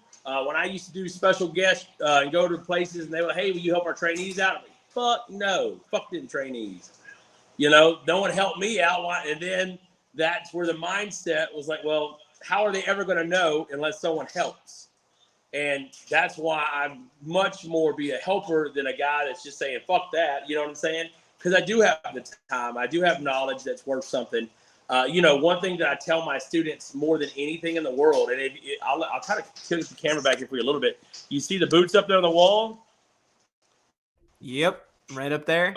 Here, hold on, let's get a layout for everybody here. Every time students graduate, their training boots, I get them at the end of the 12 months. I got 9 pairs so far, but I've had between 75 and 80 people sign up, and I've only got 9 pair that have graduated. You know what I'm saying? So this business ain't for everybody. And, I had a fan one time tell me one of the I didn't mess that up. He is a fan. It was one of the coolest things a trainee ever said to me. You know what he said to me? He came here. He said, I can't do this. I'm not strong enough. It is not for me. And I just want to say thank you for the opportunity, but some people are just meant to be fans, and that meant the world to me. I respect that guy so much more for being able to just, understand it. You know what I'm saying? Because some people, I'm not here to shoot nobody down, but at the end of the day, it's at a cult. It's a certain level of toughness that you have to take. You know what I'm saying? Absolutely. I know for a fact the wrestling that's honestly the biggest thing. I'm like, I don't know that I want to say anticipating, but I'm expecting when I finally start wrestling is that training is the easy part, that it only goes uphill from there, and it's a lot of abuse on your body, and you got to just be willing to take it. It's just, be a sponge that absorbs that, but both physically and mentally. You want to make sure you're taking in what people are telling you or what you're doing or what you can learn from an experience, even if you are on the losing end. So, right. There's actually a promoter in this area who actually says, everybody has a place in the wrestling business. No matter who you are, everybody has a place. However, some people's place, it might just be on the other side of the railing. Maybe they could do something occasionally, like, be a crazed fan that gets pulled over the railing or something. But, not everybody's place is in the ring, but everybody has a place in the business. No, you look like you had something. I think John Haas may have talked over you, Ace. Did you had something you wanted to add to that? Just saying, like what you said. You said to me, you were when you get ready to start your wrestling, get in the wrestling business and stuff like that. You can be a sponge, but you also have to be a hard ass. You have to be willing to take yourself. Some of my achievements in pro wrestling, right? Getting to work with Mickey James, getting to tag team with Tatanka, also wrestled Tatanka. I beat Kevin Nash for the Kobe Pro World Heavyweight title in West Virginia. I was 19 where this promoter put me over on Kevin Nash. You ain't had a guest on here that it's ever beat that kind of establishment wrestler that's been as big a star as Kevin Nash has. I beat him at 19 and won a belt, and then did the Razor Ramon gimmick over top of him laying out on the ring. I did that, fucking put a stamp on showing people that I have the balls to do shit like that. Not to disrespect Hall or Nash, but I was a heel at the time, and it made sense. Why not put the bad guy over? I'm going to do the bad guy gimmick. You know what I'm saying? But at 19, I'm way, and I'm getting opportunities like that. I beat Shane Douglas for the world title. This is stuff that I did in my early 20s, and then being a part of wrestling and going and, taking the book out of Terry Funk's fucking page and retiring a couple times and coming back. You never retire from wrestling. I try my best, but it's just like, it's a good time, man. And, you gotta enjoy life while you're here. You get one go at this. You know what I'm saying? I don't care what anybody tells you about. It ain't about what money you got in the bank, how hot your wife is, how hot your girlfriend is, how many cars and motorcycles you got. You get one go at it. You got to do what makes you happy. You got to do what makes you love to live to love. You know what I'm saying? I sat down and I got to hang out with the American Dream, Dusty Rhodes, down at the Atlantis Convention one year. And he sat down and said, the teams right now, I have been on top, but there's nothing better than being able to stay here the rest of, and just have all this shit. And they give these opportunities like you know, that I shouldn't have. You know what I'm saying? Like, I don't understand how. You tell me to hold on. What? No, yeah, we wanted to get a chance to it. Your connection seems to be a little wonky right now. Is there any chance you'd be able to go somewhere closer to the router in your area, or because you're kind of chopping in and out? We can hear you, but it's. Yeah, I would imagine this is what I sounded like, Haas, earlier with my mic. Just hold it on the outside of it. There you go. There you go. You seem like you might be a little better. Yeah, I got the guy moving the internet out there to see if it works. If you'll get a ladder, I'll set it on the outside. One of the small ones that unfold. Watch that cord. Is that better? Yeah, it's coming in a lot better now. Perfect. Okay, cool. Now, we can follow up on what you're saying, though. You were mentioning Dusty Rhodes, so you had an opportunity to meet with him? You know what I'm saying? I got to sit down and him give me knowledge, you know, just to be able to have that. And I'll shoot you the picture so y'all can, if you want to, you know, me and him taking a picture together and, you know, and then, you know, it's just like, you know, I was at Flair's last match 2 years ago in Tennessee. You know, one of my really good friends, Robert Gibson from the Rock and Roll Express, you know, we hung out with him. We went backstage, you know, getting to meet The Undertaker and, you know, getting to, you know, meet Kid Rock and all this shit that I shouldn't have been able to do. You know what I'm saying? Sit beside J.J. Dillon the whole time and talk about wrestling while I ate nachos. You know, it's crazy to me. And then, like, you know, obviously, you know, my neighbor is Earl Hebner. He lives 15 minutes down the road from me. So he'll be here on Thursday to shoot a vignette for me for WDWA.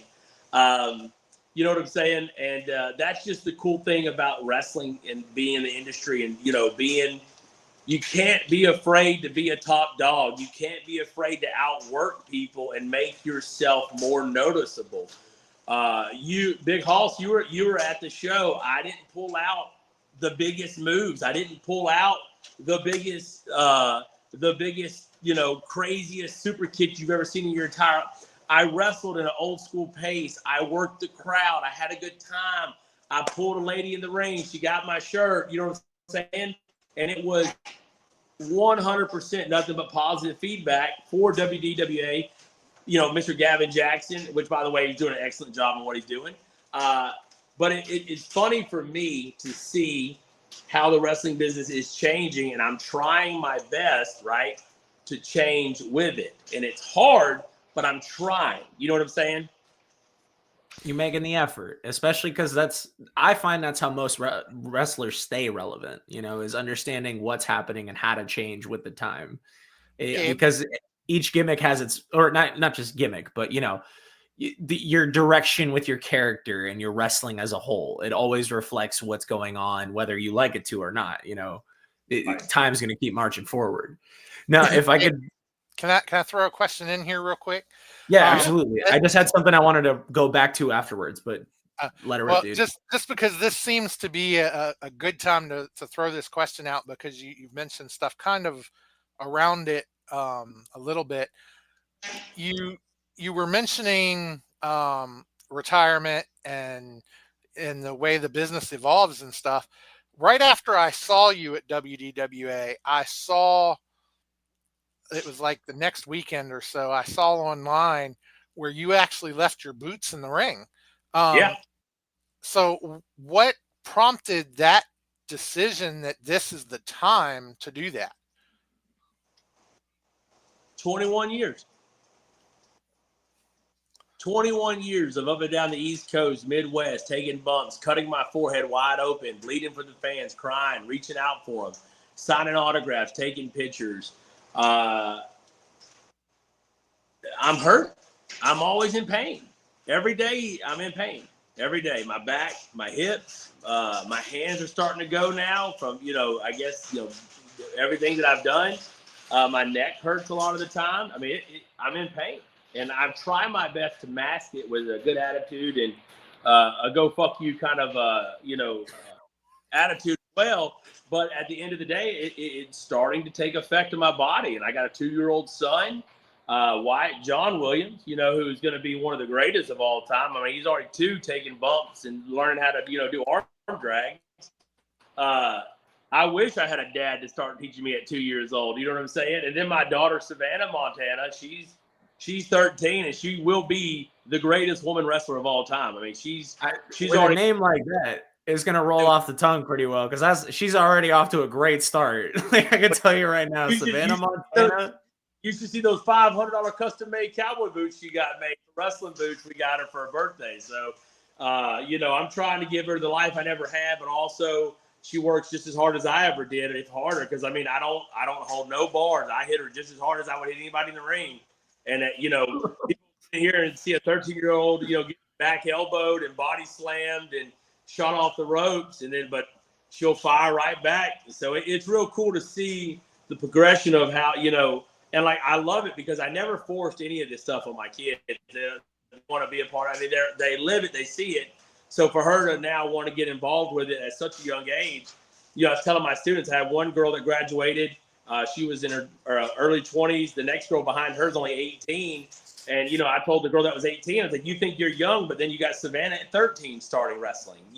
She's got more time on all of you, and I try to show them that your time here, you can be any age to start pro wrestling. It's just when you want to punch that clock. I've been doing it 21 years on and off, but never, ever have I ever just not wrestled and been, I'm a guy that wrestled once a year. Like never in my career was I ever. I mean, we're talking weekends, week out, weekends, week outs. I lived in the back of when I started wrestling, I lived in the back of my pickup truck and would travel and stay at the Fly and J and Pilots and live in the back of my truck so I could go to different towns. I didn't live anywhere. I lived in a truck, and that's why I'm saying I got the little gimmick saying, well, I'm the last real cowboy of professional wrestling because I am. I learned, I did 4 weeks with Jake Roberts in a Ford Crown Vic before the DDP yoga days. You understand what I'm saying, brother? I think I catch your drift.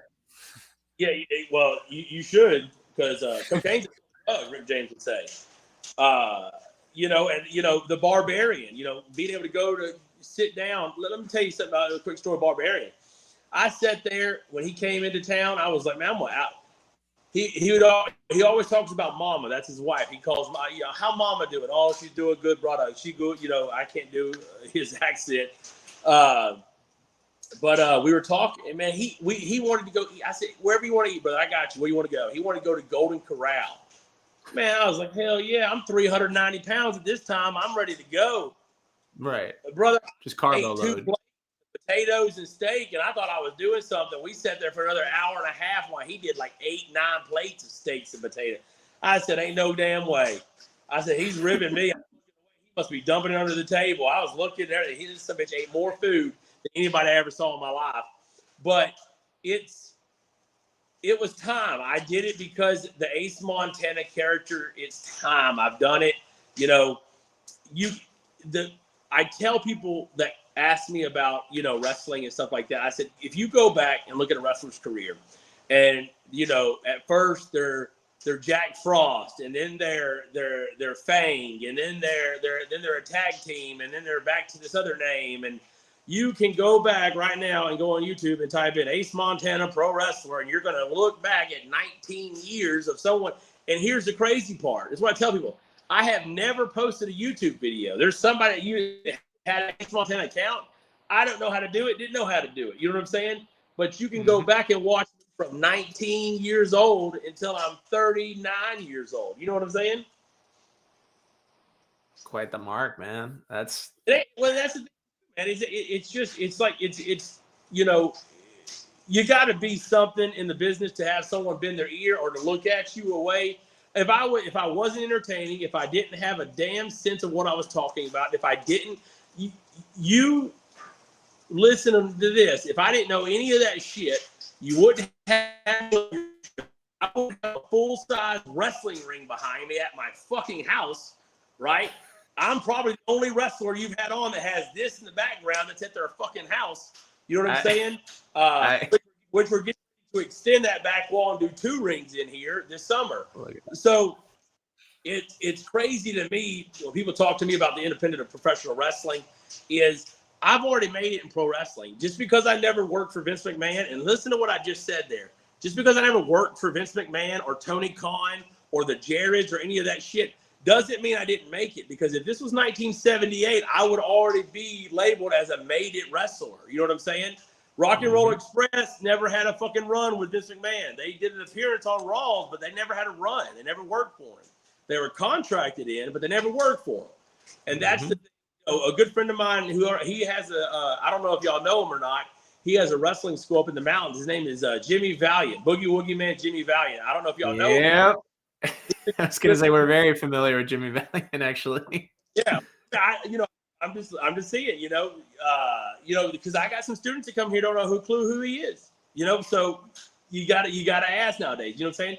But him and Angel up in the mountains, they do at Boogie's camp, they do, he's done it for 80 years, right?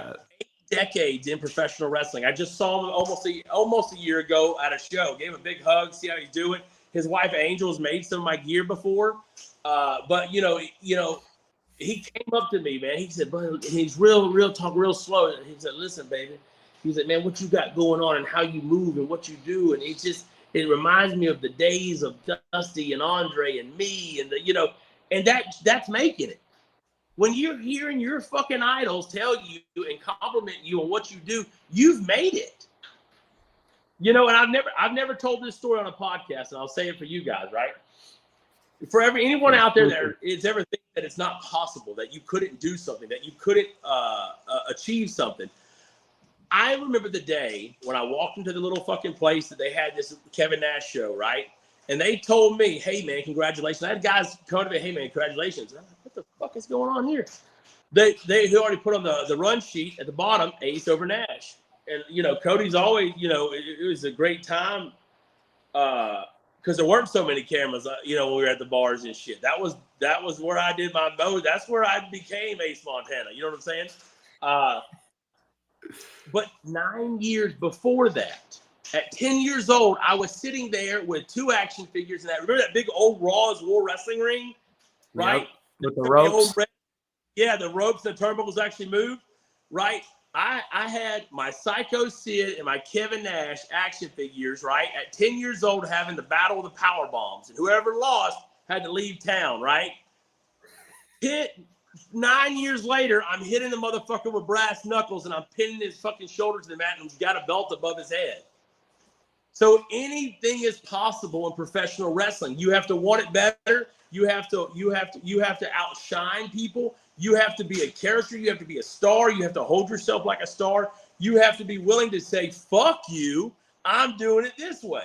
And if you're not willing to do that, if you're not willing to go against the grain, if you're not willing to say, hey, kiss my ass, I'm going to do it this way. Did you hear that fucking pop? Top that one main event. I don't care if I'm the first match or the last match. They're going to stay in their seats until I'm done doing what I do. And that's the best work as a babyface that pro wrestling has ever seen since Dusty Rhodes died. Why didn't we do a shoot and shout segment, Hardcore Hoss? Man, Ace Montana tells it like it is. I just got to say, man, you are just rattling it off right now. This is all you. This is uncut. This is raw, ladies and gentlemen. This is the real raw. But yeah. if I'm able to, I want to take an opportunity to ask you call yourself the last real cowboy in pro wrestling, correct? Yes. So I have to ask, we obviously know there's a lot of, people who take after cowboys for their gimmicks when it comes to wrestling.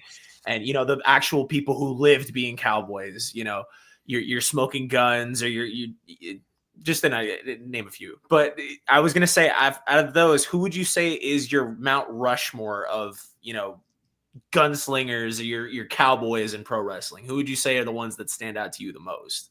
Well, the cowboy gimmick isn't like a gimmick for like I come out there with a fucking tassels and a rope and anything like that. It's the mindset of a cowboy. A cowboy. My father, which may he rest in hell, that son of a bitch. I love him to death. A piece of shit. You know what I'm saying? I love her. Piece of shit. And when you live your life that way, you get that reaction. You know what I'm saying? But wherever he is, at least he did it his way. That's how I respected my father even though he was a piece of shit. When I grew up, I said, you know what? Man, I hate that son of a bitch sometimes, but at least he lived his life the way he wanted to live it. You know what I'm saying? And that's where the mindset of a cowboy sets in, where it's a mindset where you're like, you know what? You don't like what I'm saying? Fuck you. Do something about it. If you don't, shut the fuck up. You don't like to hear what I'm talking about? Wait. You know what I'm saying? And like that's where a lot of the wrestling business now is upsetting a lot of the old school guys. And I don't let it upset me no more because I got plenty of money in the bank. I got a beautiful house, fucking great kids, an awesome wife, great friends. Life's great.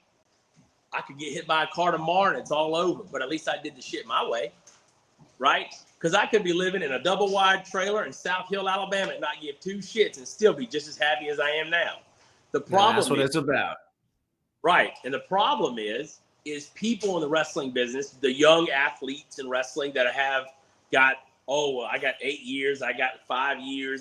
You ain't got shit in the time of wrestling when it comes to guys.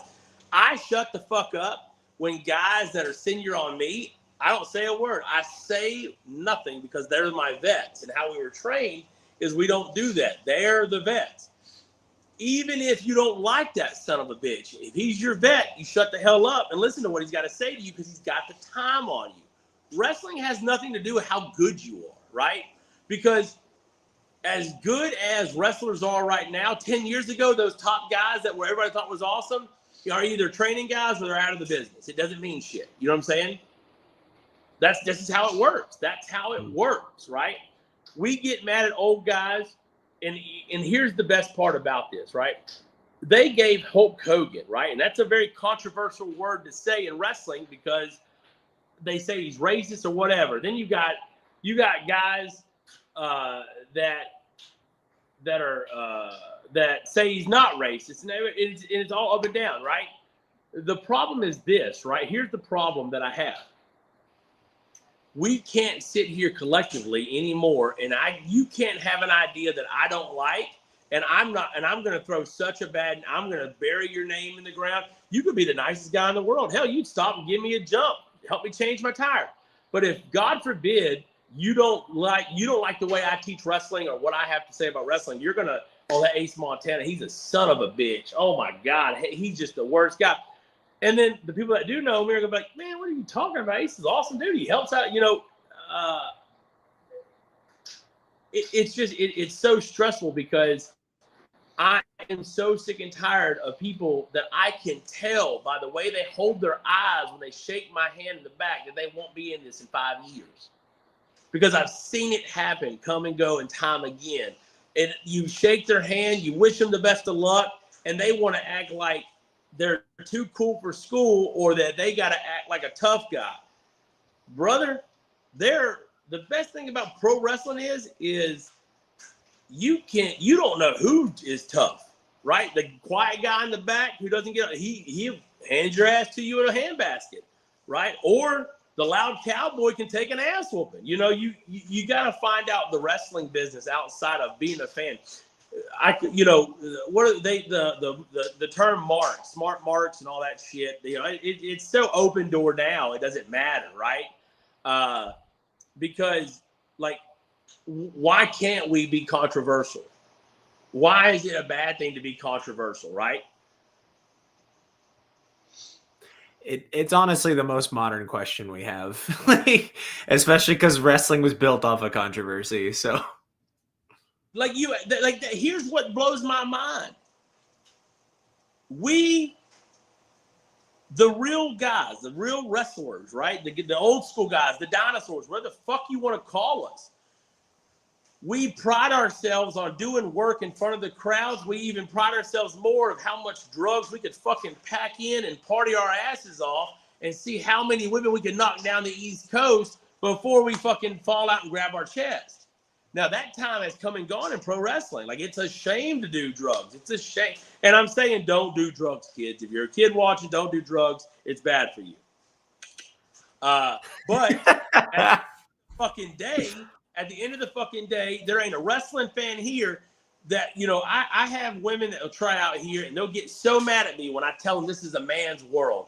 The female, they get so bent out of shape about it, and then we talk about it. Okay, that upsets you. Why did it upset you? Okay, if this isn't a man's world, how come? And this is a true question, right? Why are all their asses hanging out in every fucking match?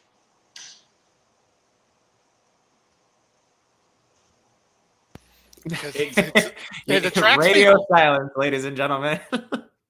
I'll tell you exactly why. If it wasn't a man's world, then why the fuck ain't they in wrestling in fucking straight fucking long legs, like long tights and cover up fucking shirts? I'll tell you why. I'll tell you why. Because it's a man's world. They want to sell merchandise. They want to sell 8x10s. They want to get as rich as possible, right? But you got to look a certain way. You got to act a certain way. And people in the wrestling business that are trying to break into business, people don't hear this. They don't get taught the real way of wrestling. I tell all my students, wrestling, when it comes to locking up, taking an arm, putting a headlock in, it's 5% of pro wrestling, of being a professional wrestler. That's 5% of the industry. The rest is travel time, promos, network training, understand media training, knowing how to talk, knowing how to be where you're supposed to be. Book yourself, work yourself, be able to fucking tell people, I'm not going to do it. I don't care. I'm not going to do it. Okay, I'll do it. Politics. Learn how to politic. Know how to talk to a promoter. Know how not to disrespect a promoter or what to say and how to do this. No one teaches this shit. You know why they don't teach this shit? Because 99% of them out here that doing it has never done it for over 2 fucking decades and seen what I've seen in pro wrestling to tell them, shut the fuck up. Sit the fuck down. You got a good look, but you're not understanding the wrestling business because the time you have in it, you don't know to wait 15 more fucking seconds to let me sell a little bit more. So when I do a slow turnaround, my eyes wide as they can be, and you clock me and I lay out and let you go over on me, it meant that much more just because the 15 seconds I was trying to do for you, you didn't understand it. You thought I wasn't selling quick enough. Fucking bullshit! That's one thing about you'll understand my passion for behind the scenes for the wrestlers and for the fans to get exactly what they paid for is what pisses me off, right? Oh, you got a spot on AEW Dark. Fuck you. You got a contract? You making over $200,000 a year? Shut the fuck up then, right? You're just an indie guy like the rest of us. Oh, you're a big indie guy? You're wrestling all over? Great. You got 5 million followers on Instagram? Great. You know who gave me the best advice ever? And God rest his soul, he was a beautiful man, is Draws. He took a sit-down powerbomb from D'Lo Brown and never felt his legs again, from the neck down. And he died that way after playing professional football and being puke and wrestling and being with LOD and all the stuff he did when I was a young man. Hearing this man and seeing what I saw in front of me was not the Draws I met on television, right? It was a man that was broken, but he didn't break his spirit. He didn't break who he was, right? But him being able to say that to me tells me this to everyone sitting out there that sees this or whatever clip goes viral or whatever, because they'll cut it up to make me sound like a bad guy, and I don't give a fuck. I got more money in the bank, and I'm retired at 38 years old. Kiss my fucking American ass, right? But what the passion is we don't have the backbone that we used to in the industry. People are too afraid to tell people to go fuck themselves. People are too afraid to tell the opposite sex that they're wrong, that they're not cool enough, or that they're doing it opposite wrong. Vice versa. You know what I'm saying? If someone, it doesn't matter if you're male or female, if you come to me with a good idea and it makes me look like a star, you fucking bet I'm going to take that idea and run with it. You know what I'm saying? But so many guys on the independent level are so wrapped up into like, oh, my character does this, or my character wouldn't do this. Well, let me tell you what's going to happen when you get fucking signed. Your character ain't going to be named what you're fucking calling yourself, and everything that they're going to steal that makes you what you got you to the dance, they're going to put their brand on it, and you ain't going to own shit. John Cena doesn't own John Cena. It's his God-given name by his mom. He don't even put it Yes. There's gonna be a trademark on his headstone. It's just like a rights reserved. So oh man, I was gonna say take that sip of water, man. You were popping off there, but I could tell that was a very real thing for you. So Haas, you look like you were stewing there for a bit. I was going to say, you got a couple questions lined up for Ace. I think I've been taking most of it. So, Well, I mean, Gabe said earlier, we try to stay away from what we call the 5 questions of doom, because they're the ones that everybody tends to ask you. But at the same time, we like to let our fans feel like they're part of the show. Absolutely. And so we had a question earlier from Easton Kelly, and he wanted to know, 21 years in the business, what's the best advice that you would give someone trying to follow his dreams? And you might have just answered that question with your last answer, but is that what your best advice would be, or do you have something even better that you would tell people? Get a prenup and wear a condom. And drink beer. Don't get cheap beer. Get good beer. I think we can put that in writing. We put it on the wall somewhere. Yeah. The Ace Montana method. That's the fucking truth. And when it comes to the ladies, make sure you don't give them a chance. If you're a woman wrestler, don't even date a wrestler. Right? You're doomed from the beginning. You know what I'm saying? Because we work in a business, we use our bodies, and sometimes a grab or a feel or a headlock or a shoulder tackle may not be exactly what they thought it was, or and that's my advice when it comes to women wrestlers. If you hear when I say that, I say women wrestlers, right? I mean that, because the women that graduate from here and the women that train here bust their fucking ass. They don't get no treatment. When I throw them in and call a clothesline, you best believe I'm gonna lay them the fuck out. You know what I'm saying? But the best part about it is, and just like Keely Capri, who is CCW Women's Champion, she wrestles, and I taught her to ground and pound wrestle like Stone Cold Steve Austin. This girl throws the hardest hitting elbows I've ever seen. She throws the stiffest clotheslines you're ever going to see a female wrestler to throw. And she, and that's the thing is she is 100% wrestler. You know what I'm saying? Like, she's a badass fucking chick.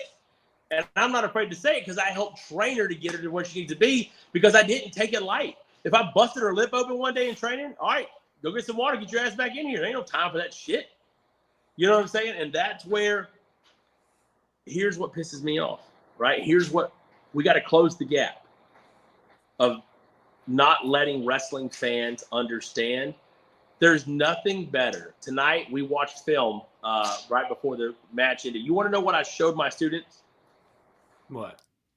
It wasn't anything today, but I showed them Kenta Kobashi versus Samoa Joe in ROH. My God, oh my God, dude. You just hit the best one for me. I love that match so much. It's free on YouTube for anybody who hasn't seen it. Why would you not? He spoke no English. They didn't call anything in the back, and they went in there like 2 tanks, and it was a war. It's the best thing ever. You've heard the story about it, right? Where he talked to him backstage, and Kobashi was like, he figured he was going to have to play it like the heel, because he was foreign, and he thought everybody was just going to be like, whatever. And then Joe told him, he's like, nah, dude, a lot of these people know who you are. Like, don't be surprised. And then as you can even see it, if you get the chance to rewatch it, watch Kobashi's entrance. He's honestly stunned. He's just watching, because everybody in the audience is just chanting, Kobashi, Kobashi, Kobashi. And then by the end, they're saying sayonara. It was the best thing ever. Yeah, and that too is like, because in his country, that match will get you this. So that's what I showed my students. Do you want to know why I showed my students that match? To show them that you have to give it everything to get a reaction of what they were getting out of the fans. Fuck the wrestling. Samoa Joe's tough. Kenta Kobashi's one of the toughest wrestlers to ever lace a pair of wrestling boots up, right? But here's the thing. I showed them that match, so they in the whole time, they're like, man, this crowd is going nuts. It never stopped. It would go dead and then go right back up. Dead, and it was closing that gap of not letting it be real, right? Because 90% of guys in the ring, if you chop them hard, they get upset. If you throw a punch and you hit them a little bit, they get upset. You throw them off the rope, you catch it, you're too stiff. You don't work, you're too hard. It's like, man, listen, I'd rather watch Kenta Kobashi and Samoa Joe kill each other than watch Braun Breaker throw those punches on CM Punk on national live television and then become a meme and then become a joke, right? Because right before that, he had a spear that no one's ever seen before, right? Like he did a damn near front flip, right? He did that giant spear. Everyone was like playing it everywhere, right? And then he goes and he's doing this to CM Punk and barely touching him. You lose all fucking. Listen to this. I sat down up here in a Northern Virginia show with Leon, fucking Vader, right? Vader time. God rest his soul. He sat there, and I asked him. He's looking at me. He's like, "Man, you got big shoulders, man. You're a big kid." I said, "You ain't fucking me, brother. Get out of here, right?" Had my fanny pack on, started ribbing and fucking with him, right? I remember my ex-wife was there for that show, and her friend was with her, and she was dolled up like a real Southern woman should be drawn, right? Walks up to the table, and I'm sitting beside Leon. We're doing the gimmick signing, and he's like, "Oh wow," he's like, "What ethnicity are you?" And she looked at Vader and said, "Egyptian." I said, "Kathleen, you white trash as it comes. What are you talking about, Egyptian?" Right? He popped for that so hard, right? And we had such a good time. But I got to ask him, I said, Leon, it's been great sitting here while the wrestling's going on. And I said, "Can I ask you a question?" He goes, "Yeah." I was like, I fucking always enjoyed when Stan Hansen whipped your ass. On all the film that I got to watch and all that stuff. But I said, man, you never quit bringing it back to him. Even in WCW, when you would beat the fuck out of them jobbers, it was just awesome to watch. Why did you do that when you knew you would get heat for it? He's like, because I wanted them to know I was real. And that set with me for the entire rest of my career. I don't care if I'm babyface or heel, I'm going to hit you. And if I get too close and I knock you out a little bit and you have to come to and you bust your lip, or I'm too heavy at hand, or my taters are too hard for you, right? Then understand that some of us out here want to be taken real because this is who we are. This is what we built our life on. 21 years of being involved in professional wrestling on an ended basis. I don't care that I've never worked for Vince. Would I have loved to have an action figure and been with Vince and made a bunch of money? Of course I would have. But I also love cheeseburgers and fucking whiskey more. You understand what I'm saying? I didn't mind being 390 pounds because I was still 6'1", 390. I was a big man. I could do what I wanted to do in wrestling because if you didn't let me, right, or we couldn't work together, then we would throw some pretty decent fucking matches because it wouldn't be a wrestling match. It'd be pretty much a shoot fight. It would be a slobber knocker. That was okay with me. I was okay with getting hit in the face on a regular basis. Right, because when I wasn't wrestling full time, I was a bouncer. But it conditioned you for your night job. Yeah, exactly. Yeah. But wow, you were gonna say, Haas. I'm sorry, I didn't mean to cut you off. No, I was just gonna say El Juggalo has asked a quick question here for Ace. He said, "Your thoughts on JCW lunacy?" What the fuck is that? Well, all right, then. ACW is the Juggalo Championship Wrestling. Is that a character or is that what is that? Honestly, I don't know. Your guess is as good as mine, I'll be honest.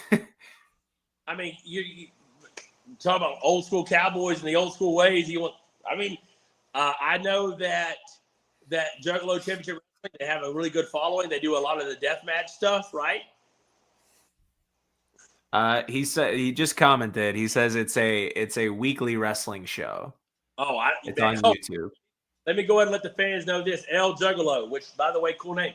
I don't watch professional wrestling at all. What I see comes through my feed. That's it. I haven't watched wrestling probably in 10 years. Like, sit down. The only reason why I watched SummerSlam, I got free tickets to go with when I went to Tennessee at the Titan Stadium. They gave me free tickets there because we were hanging out the night before at the Ric Flair thing, and I went with Robert Gibson, and then here's the best part. We had the skybox things where we had like free food and shit. We went. I was like, okay, cool, this is awesome. And then I was like, all right, I'm hot. I'm getting out of here. Fuck this. I don't want to watch. I don't watch other wrestling Not that I'm not a fan of it, because all the shit that I love doesn't exist no more, right? Thursday Night Thunder with Larry Sabisco getting up and waving to the crowd. And, and I was a WCW mark for life. I was from Alabama. Of course I was. You know what I'm saying? But, I got free tickets to that. And, like, that's the thing is, too, man, is some of us I hate the fact that if you don't like AEW or WWE current product, that you're not a wrestling fan, or that you don't like the business, or you're just an old guy that should get out and whatever. That's what I hate to hear. You know what I'm saying? Because, it doesn't make sense that they gave Hulk Hogan so much shit at 45 years old to be the world champion. And who's the world champion now? And what's his age? Yeah. That's what I don't understand. I can pull this up right now, actually, if we want to get technical. That's what I'm saying. Hogan was the same age as John Cena is right now, and no one gives him shit. It's funny because here's the thing. The people that want to talk the most shit about professional wrestling has never laced up a pair of fucking boots. They've never taken a bump. I missed the birth of my daughter, Savannah, because I had a booking 5 states away, and I was like, fuck that. Hold the baby in. I got to go fucking work this match. Missed the birth of my daughter and then made it back and saw her like a week later after she was born. Those people that don't know that sacrifice don't get to talk to me about professional wrestling behind what the fans can't see. But now it's okay because we have platforms like this that we can talk about it. We can be controversial if you want. You'll hear this about me if you talk in the industry, right? If you're a wrestler watching this, you're like, hey, do you know Ace Montana? Yeah, I know him. He's a fucking asshole, but he knows his shit. He knows how to get someone in the wrestling, but he knows how to fucking get a guy trained and make sure, because that's the hardest part is you can come up to me and be mad at the world, and you get to talk to me and meet me as a person. You're like, man, this is awesome. This is great, right? I want to buy this guy a beer, and that's the kind of person when you get to meet me, because I stay in the woods. I got 15 acres, brother. I stay out here, hunt, I fish. I got my own private boat ramp into the Pamunkey River.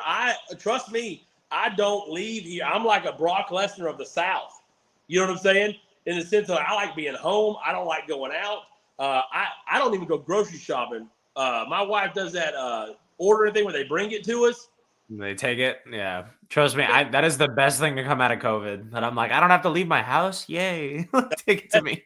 The best thing to ever come out of COVID is that you got to take margaritas to go from the Mexican restaurants, Daddy-O. That's the best thing to come out of COVID. That's the best thing to come out for sure. But the passion that drives me is this, right? And then I'll let you ask questions because I'm a fucking talker. You know this. Yeah, it's a 2-hour show, man. Trust me. We got time and we love to. You've been rattling it off right now, so we're all about it. So you were saying. I pumped an Adderall and had a Red Bull before training, so I'm jacked, ready to rock and roll for you guys, which is prescribed, so don't worry.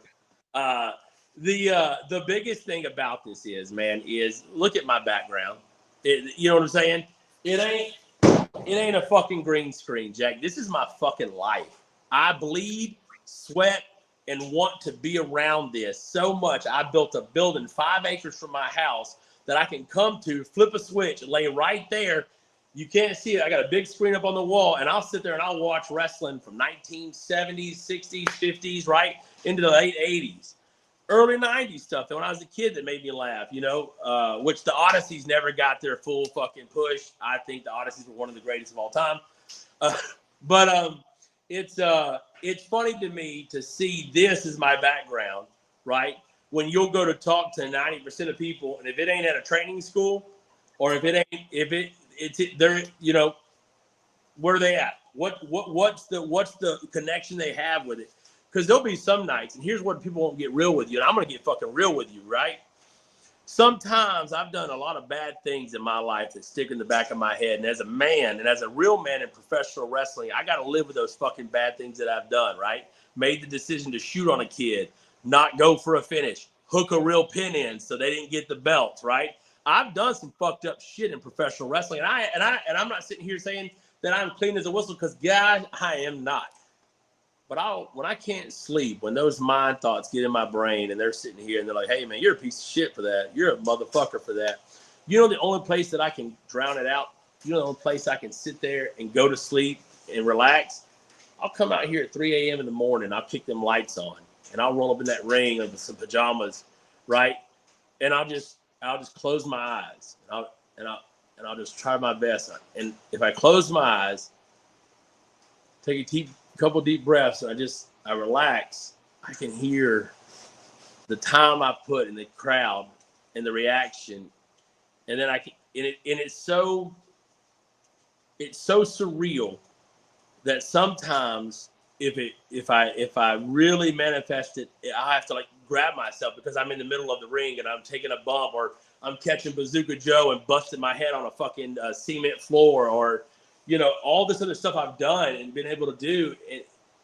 It's just a wonderful thing to be able to have that kind of therapy for, you know, someone that has been labeled a piece of shit, a great guy, a good friend, a hell of a worker, a hell of a baby face, the greatest baby face, you know, a friend, an enemy, you know, and it's really, really nice to be able to be this point in my career where I can give back to people that are trying to follow their dreams. These kids that are coming to me at 18 years old or 22 years old, and 5 years ago, I'm out here ripping and roaring, doing my thing. And then they were just kids. They were like fucking just kids. And now they're like, hey, I want to try this wrestling thing out. And I'm like, all right, well, start eating some bread, you skinny bastard. We're going to get you fucking beat up and we're going to just start hitting these ropes, you know? So I believe we had one last question before we wanted to wrap up to something we wanted to ask you, but Okay.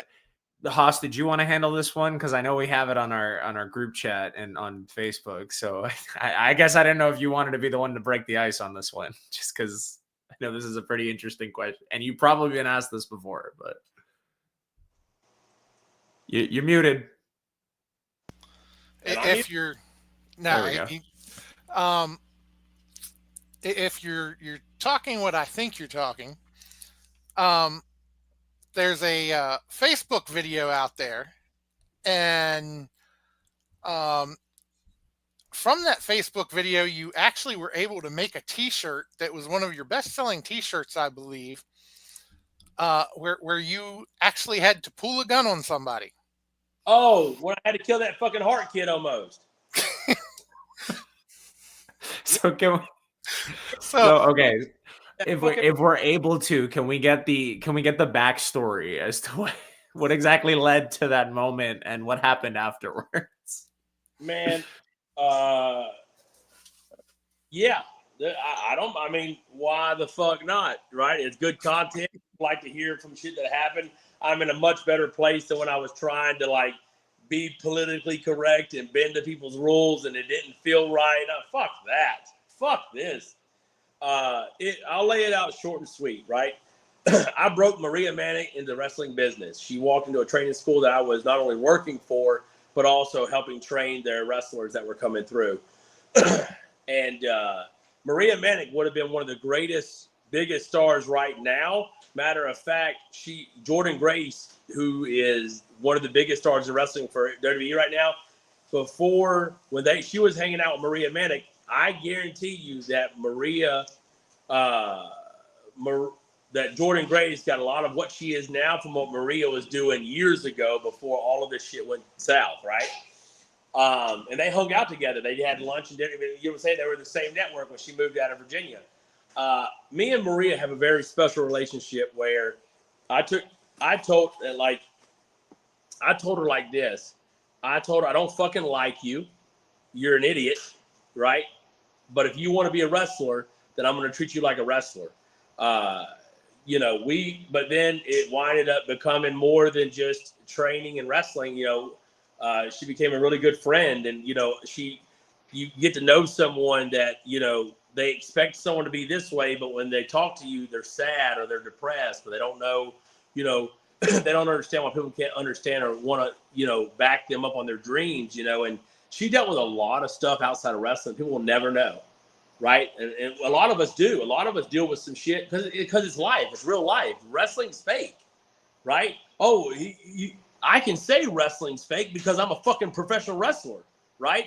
I don't walk into Walmart as Ace Montana and demand them to fucking sell my elbow and let me walk out with free groceries, right? Wrestling's fake, right? But if you say that shit to me with my pain and how I am, I'm going to punch you in the fucking mouth. Female or male, I don't give a fuck. Because it's a different world now. I stay in the woods. But it's real simple. Once you're one of my guys, you're one of my guys for life. Shout out to Hogan or the whole NWO back in the day, right? But shout out to Scott Norton, right? Because he told me I was doing it wrong when I was a kid. I held it like this. He goes, "It's like this, kid." I was like, "Oh, thanks, Scott Norton." But it's easy. Once you're one of my guys, just like my, and this is so people understand how I am. One of my trainees, I won't mention their name, is gay. Some guy got on social media and started bad-mouthing him, saying he was going to beat his ass because he was gay. Well, I made sure that I contacted this gentleman, let him know that $1,000 you're trying to put up, I'll put $5,000 up. You put your little $1,000, and I'll come over and whip your ass right now. And a whole bullshit got blown out of proportion where they told that guy, listen, he will show up at your job. Don't fuck with him. Like, don't do this. Take it down. Apologize. Because the guy he was trying to badmouth because he was gay did nothing wrong. He just thought he was going to be weak and he could say that tough guy shit. Everybody wants to be a tough guy until a real tough guy shows up that's willing to get his ass whooped, right? Because everybody can fight, right? But if you're willing to take an ass whooping and keep coming at them, they don't want to fight you. You understand what I'm saying? That's the problem. Everybody wants to act tough. Everybody wants to be a fucking superstar until it's time to be that fucking way. And then it's like, man, that's not what I want to do. That's not who I am. Well, good, because I'm going to beat your ass. If you ain't going to fight back, it's even better for me, right? Is violence the answer? No. But does it need to be happening sometimes? You goddamn right it does. And that's the difference, because no one in the wrestling business is willing to walk up to a motherfucker and punch him in the fucking mouth and say, fuck this job. I'll go find another way out here. Well, and I want to take the opportunity to say, just so we can get it back on track, not everybody's willing to pull a gun on somebody. So I was going to say, so. Listen, the girl texted me help, right? I've gotten 5 million texts, Snapchats, all that shit from that chick. And she has never one time put help, ... I said it on the Hannibal podcast years ago, and I'll say it now. Something wasn't right. It didn't feel right. You know what I'm saying? The day felt off anyway for me. And I don't know why. You could say it was because he was beating her fucking ass all day long and not letting her get away to get somewhere. And why she texted me and not the police and no one else, because she knew, she fucking knew I would show up. I showed up. That fucking Hart kid was in there, had a tiara on his fucking head. He was scratched up, looking like, obviously like someone was trying to like fight him. I simply stated where she at. He didn't want to tell me. I said, okay, cool. Well, there's two options, motherfucker. Either you let me in or I'm coming in. At this point, the gun was out. He backed away.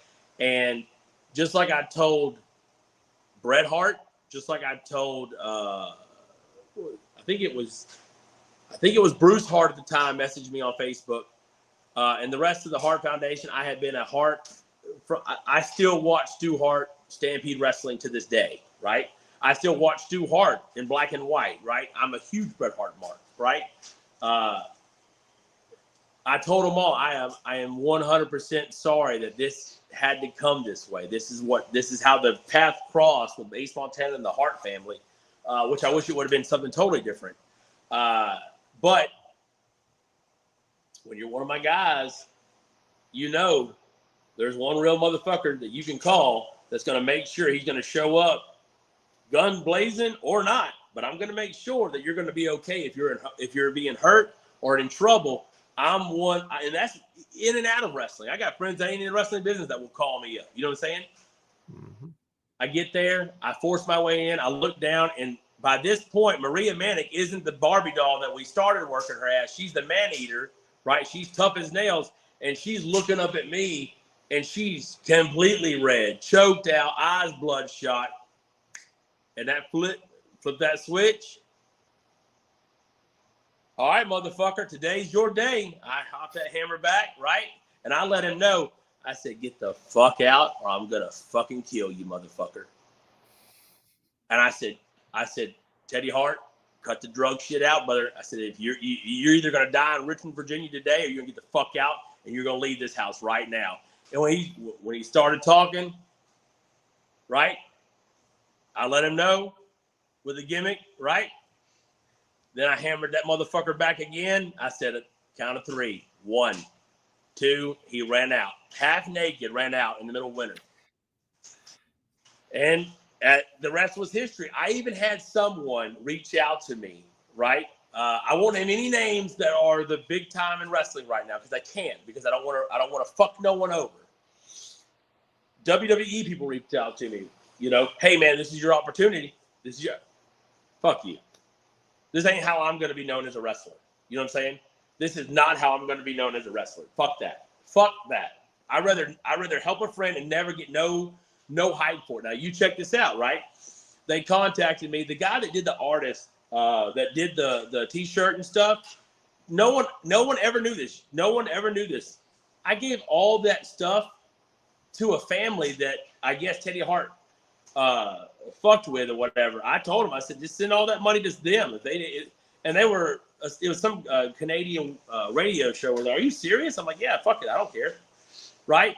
And all the proceeds went to them. I never saw a dime of it. It was a cool shirt. I had a juice box, the 45 in my hand. I thought it was hilarious as shit. You know what I'm saying? But it wasn't how I wanted to be in wrestling because someone tried to hurt someone I love in the wrestling business. And it goes, Hoss, right? I've met you. You're a hell of a guy. Hell, I told you get a pair of overalls, come down to Richmond. I'll put you on one of my shows. You big as hell. You're right. You won't have to do shit. Just stand there and choke slam, motherfuckers. I'll push you to the moon, daddy. You know what I'm saying? But it's hard to try to talk with people about pro wrestling and the outlaw days and the way it is. Look, you can look at the old school guys and you can talk down at them, the ones that have passed, the ones that are limping around these autograph signings, but those guys paved the way for the wrestlers today to make contracts, to make millions of dollars, to be able to be somebody and have something after wrestling. Don't look at me and label me as the bad guy because I'm the one that's going to tell you the fucking truth.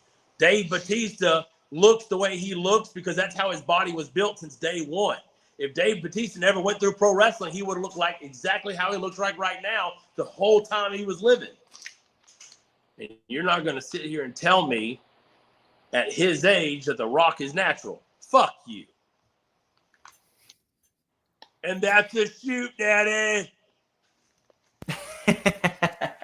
You get it right here on the Wrestle Talk podcast. Well, Ace, I would love to have you on every show after this, man.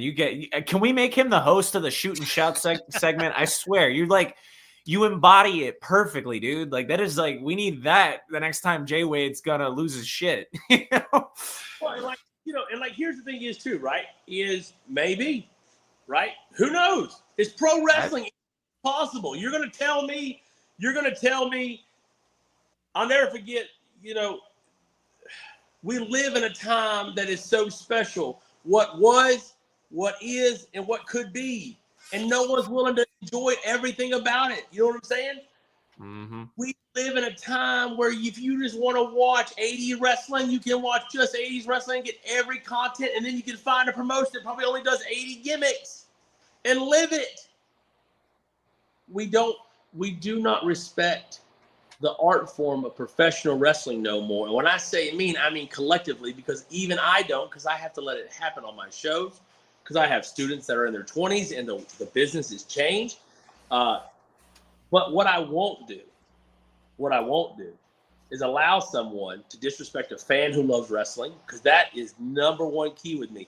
If you disrespect a pro wrestling fan in front of me, I will hit you with the biggest open hand fucking slap you have ever took from a human being. Man or female, I'm knocking you the fuck out if you're making fun of a wrestling fan that loves professional wrestling, who enjoys what we do, and who comes out and spends their hard-earned fucking money, right? In a goddamn time when money is crazy fucking hard to come by. You're going to come out there and try to make fun of them or poke fun of them. You got another thing coming if I'm in the room. because professional wrestling fans are the only reason why professional wrestlers can be a badass, can have a platform like this to be on, to be a character, to do anything. Because if we didn't have pro wrestling fans, I tell this to all my fucking trainees, then we would be those guys in the park that LARP. That's all the fuck we would be. We would be LARPing. Tell me I'm lying and you're dying. I'll tell you that for a shoot, brother. So the pro wrestling is the number one reason why we have anything to do and have a podcast, have belts, have shows, have wrestling rings, right? If wrestling didn't exist and I had this, people are like, you're a fucking weirdo. You know that, right? But because pro wrestling fans exist and people want to break into business, it is okay for a redneck to build a building 5 acres from his house and call it a wrestling academy so he can teach people to break into pro wrestling. Otherwise, if pro wrestling fans didn't exist, I would be a weirdo in the woods. Or I would be LARPing in the park, which there's nothing wrong with LARPing. If you want to cast spells and throw noodles, those pool noodles at people, fuck yeah, have a blast doing it. It's your cup of tea, baby. That's you. It's your life. One time around this fucking rock you get. Enjoy it, love it, and remember this. Don't you ever fry bacon naked. I'm telling it just comes off the top for this guy, man. I swear, you make this look easy. So I was gonna say, Hawes, you still look like you're stewing. Was there anything else we wanted to get out of the way while we still got time and we're not running over? Because we've been going on for a while now, and it's not that I don't like it. It's just that we got a little bit extra before we wrap up here tonight. Yeah, Hoss, if you got anything before you say it, I just want to give up how great my traps and my biceps look tonight. It's crazy. I need your workout routine, man. It's looking great. No, hey, Evan Jackson to make me world champion. I'll be there every time. Well, to do that, you got to go through AK because he just took the world championship at the last show. But AK, or if it's AK or a 47, listen, you don't mess with a man that's set in a saddle that's made of silver, Jack. I've walked across Milky Ways, and I'll land in the stars to grab another belt if I need to. Well, all right. Well, and he's like, what are we talking about? Go ahead. Real quick, though, I do want to give a shout out to my man, Dashing Donnie Diablo out there in the crowd tonight. Him and I, past several shows, we've been doing commentary together at WDWA. So, hell yeah! Shout out to him. And so, Gabe, you got anything else there? No, I was hoping we were going to jump into our next segment while we still got time because I was hoping we could do something here. So I was going to say I'm cleared out. I'll be honest, the biggest question I had was the Teddy Hart thing. I just wanted to know what happened. That was it. I was like, so we got to save this question for the end. Yeah, that's not. Look, I think it was a great time. I'd love to be on again if you guys ever want to have me on. I think it's super cool what you guys are doing. I think you guys got something really special here. At the end of the day, if it wasn't for guys like you, I wouldn't have a platform to do what I do on. So thank you. My hat tips to you guys for sure. Thank you so much for the show, for the time, for the questions, for the, because when I'm an 80-year-old man, if I get to make it, which I know I'm not, right? But whenever I'm grabbing my fucking chest and I said, well, I hope I've done enough time to get me where I need to go. But if I get the chance to be an old man, I will cherish this time because I will know that it was awesome enough to be able to be a fat little kid from Alabama. Say, you know what, I'm going to do this. I'm going to do that. I'm going to do this, and I'm going to make this a real thing for me. If that little kid was standing next to me today, he'd look up at me and say, man, I'm so proud of you. And can't nobody take that from me. I don't care about contracts. I don't care about anything.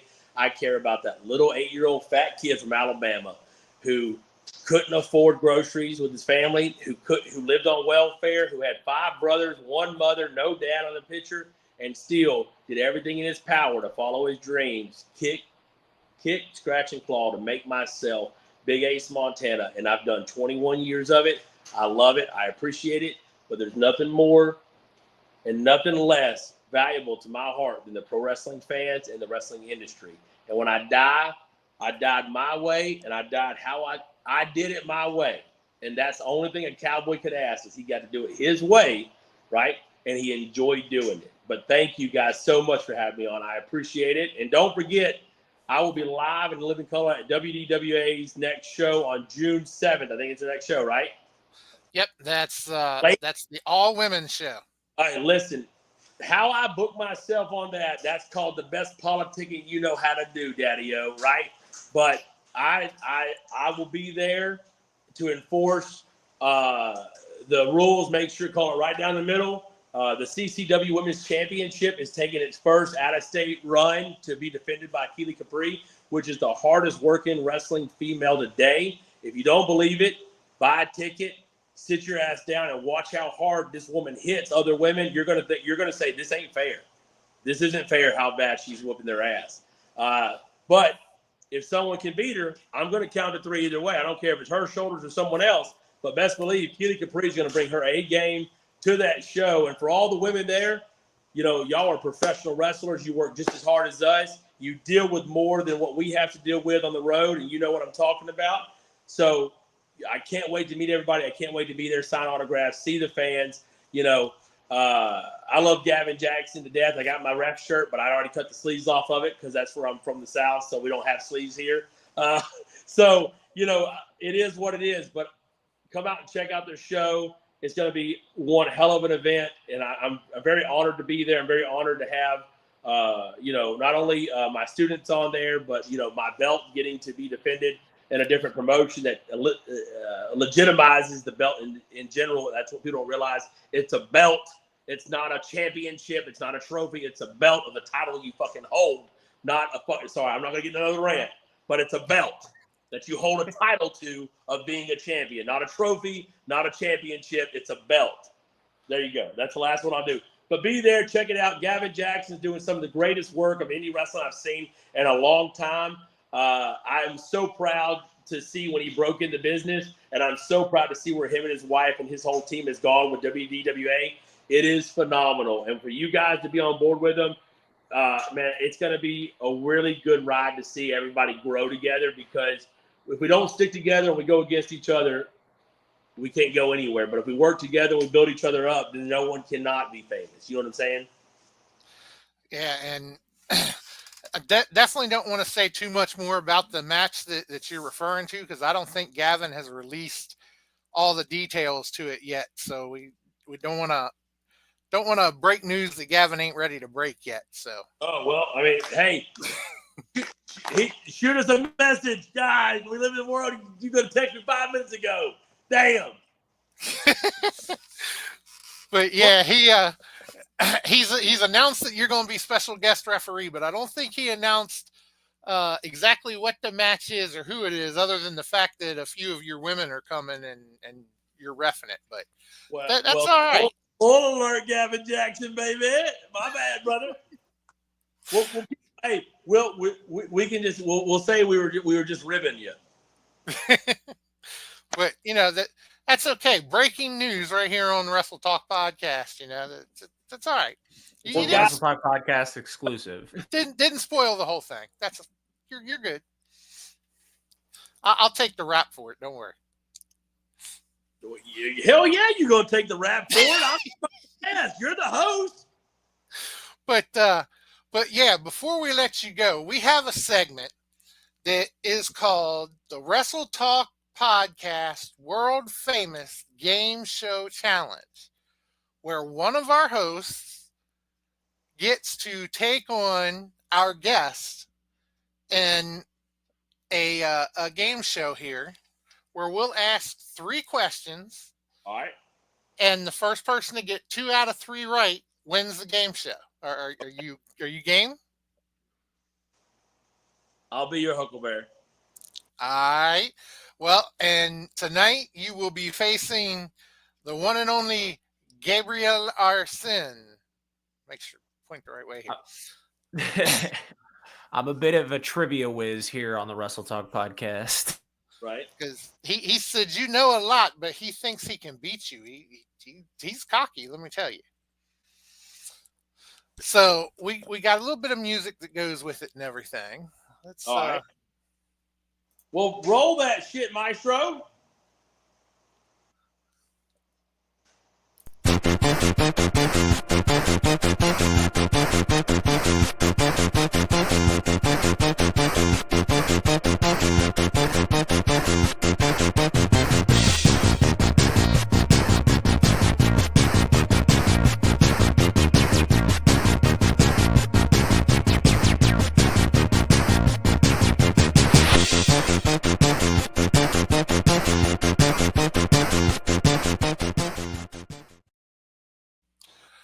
All right, ladies and gentlemen, welcome to this week's installment of the world famous Wrestle Talk Podcast Game Show Challenge. Tonight's contest is scheduled for the best 2 out of 3 falls and features Ace Montana taking on the young lion with the old soul, Gabriel Arsene. What's up, Sarah? Tonight's Game Show Challenge category, it's all in the promotion. I will give you information on 3 famous professional wrestling promoters. When you think you know the answer, just shout out the answer. If it's not right, you can shout out multiple answers until we get the right answer. The first person to win 2 out of 3 falls wins tonight's challenge. Any questions, gentlemen? Are you going to be at the next WWE show? I will, yes. Is he? He actually lives in Florida. Yeah. Where Do what? Where do you live? I'm in Florida. Oh, awesome. My mother lives down in Florida. So next time I'm down there, you got to buy me a beer if I win. All right. I'll hold you to that then. All right. If you win, do what? What part of Florida? I'm in Claremont right now, so about Central Florida.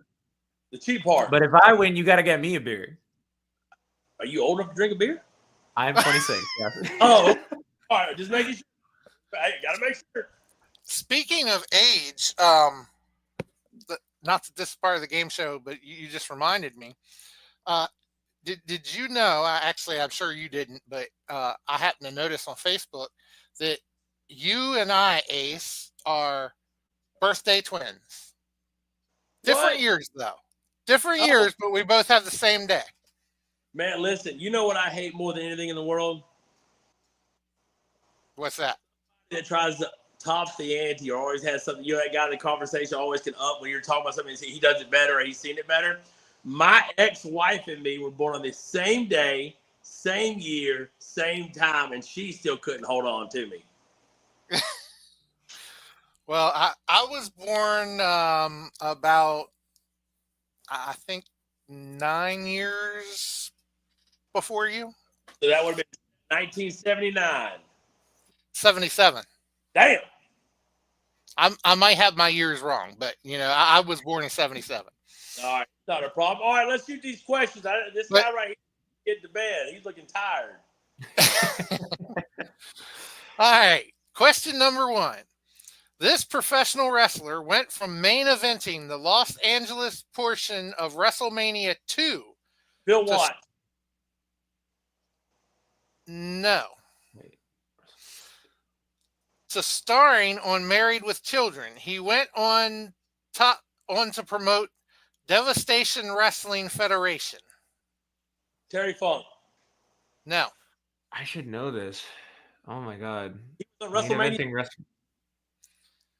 Main King event Kong Bundy? I don't know. Yes, King Kong Bundy is correct. I was gonna say because WrestleMania 2 was split into 3 areas, so that's why I was confused. I was like, I know the areas. I don't remember who main evented what though. So wait, he was a promoter? Yes, he had Devastation Wrestling Federation. I did not make these questions to be fair. I just So we don't know if they're a shoot. Well, I mean they're real. The information's real, but I didn't make them. One of our other constituents wrote the question. Question number 2.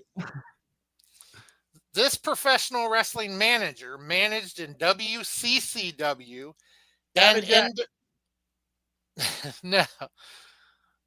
And hang on, my screen just jumped. Okay, there we go. This professional wrestling manager managed in WCCW and the NWA. Harley Race. After running Bill Watt. Smokey. No. Jim Cornette. Yes. Yeah. Gary Hart. You just kept listing them. The Jim thing is, Cornette is correct. he said Smoky Mountain, and my brain went, "Wait, that's Jim Cornette."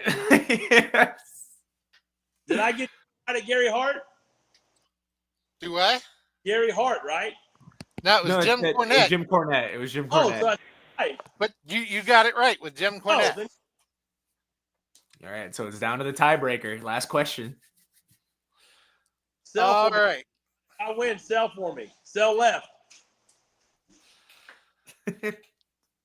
This accomplished tag team has held countless tag team championships. Bubba Ray Dudley. No. They Damn are it. also known as the promoters for Omega Professional or Omega Promotion. Oh, Young Bucks. No. Matt and Jeff Hardy. Yes, the Hardy Boys. Hey, Wait. how did I know that? It can't be the Hardy. Wait, because it was Matt, because Jeff was too high.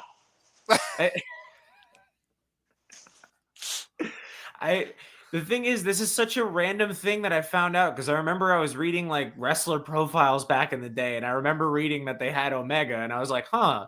So did I remember that? I'm just like, how did I remember that? Like, of all things.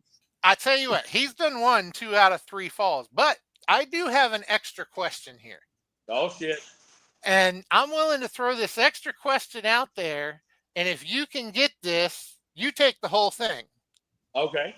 And we can still say that you beat him. Okay. All right. The professional wrestler is longtime promoter of Pro Wrestling Guerrilla. Presently, you can find him behind the announce desk at AEW. Excalibur? Excalibur's correct. Booker T. Yeah. God, imagine. Just so think if Pro Wrestling Guerrilla was run by. Well, look, man, at the end of the day, there's two things. When I get to Florida, I'm whipping your ass for beating me on camera, right? If you would have smartened the kid up, I would have put you over even better. I would have sold like a son of a bitch for you, right? No, guys, thank y'all so much. It has been a wonderful time and a blessing. Thank y'all so much for this opportunity. Big Hoss, I can't wait to give you a big hug. Take some pictures where you see you at the show. Give Susie another you guys gift. so really means the world to me. And for everybody that didn't like what I had to say, go fuck yourself. And whoever did enjoy it, if you see me at the bar, buy me a shot, hang out, talk wrestling with me. And if you didn't like what I said, come up and talk to me. I guarantee you I can change your mind, or we can at least see eye to eye on some things where we don't have to hate each other in the long run. But thank you guys so much. I appreciate the time. Absolutely. You got to hit me up when you're in Florida, though, man. I want that beer. Dude, I'm an old school worker. I'll crash on your couch for a week and a half. You'll have to go. You got to get the fuck out, Ace Montana. I'm gonna hold you to that. No. Susie put in earlier. She couldn't wait to see you on the 7th and get another hug, but I think she wants another kiss, not another hug. Listen, as much tongue as she put in my mouth, she might get it. I don't know. But Ace, it's been a pleasure, man.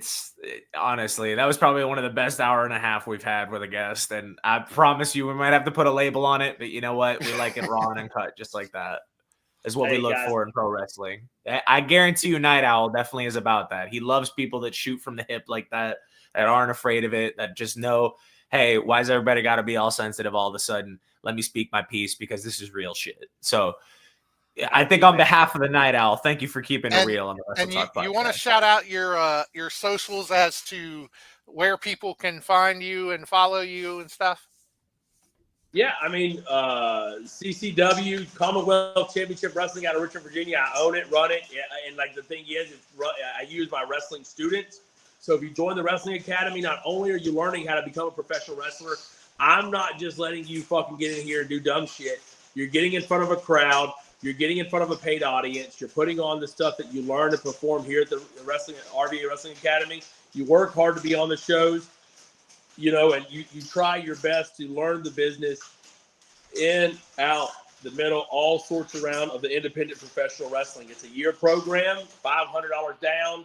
I think I got one of the students running the CCW website and all that stuff, the TikToks and all that. I mean, I'm not too smart with it all, but I do tell you this: I am the only wrestling school in Virginia worth a damn.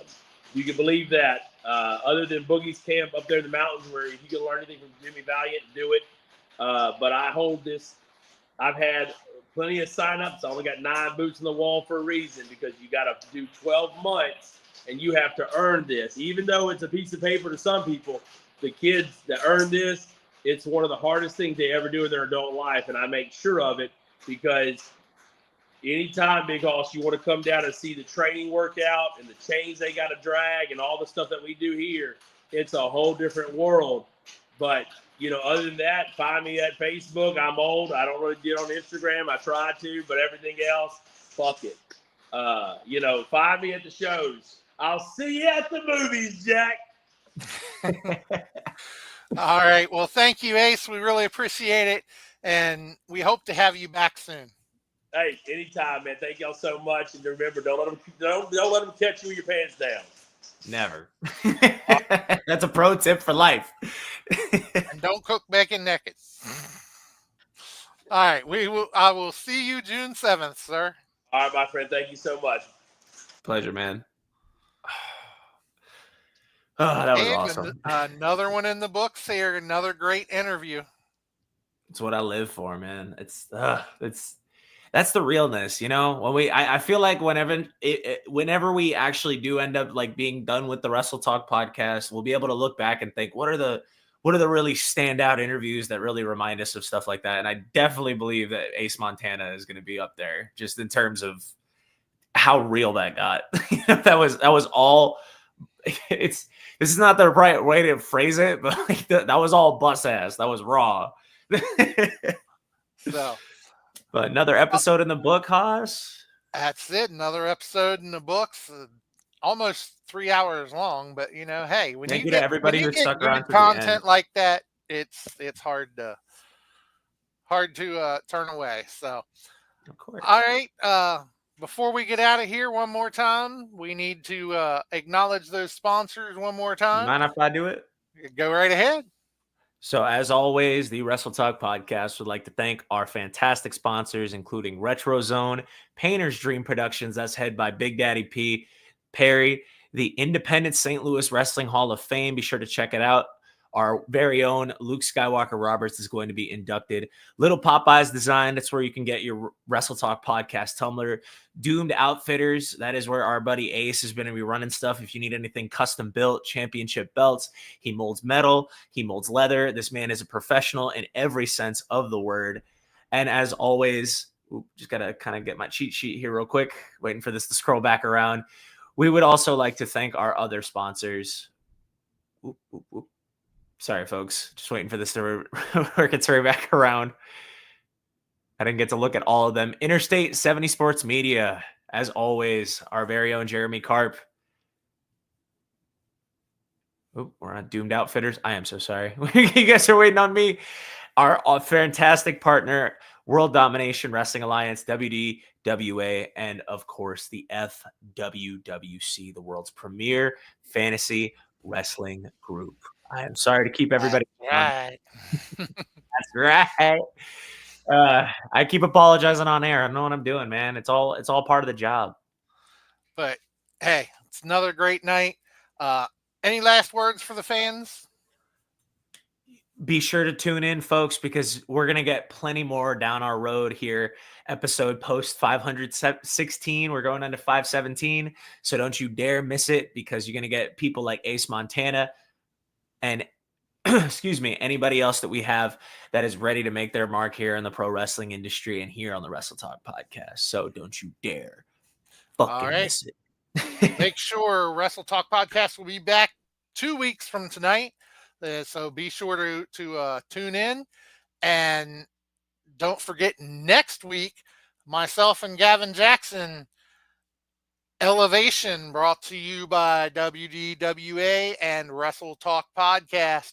We'll have another great episode of Elevation on tap. We've had 2 so far, been absolute great episodes. Got a lot of positive feedback from it, and we will be back with that next week.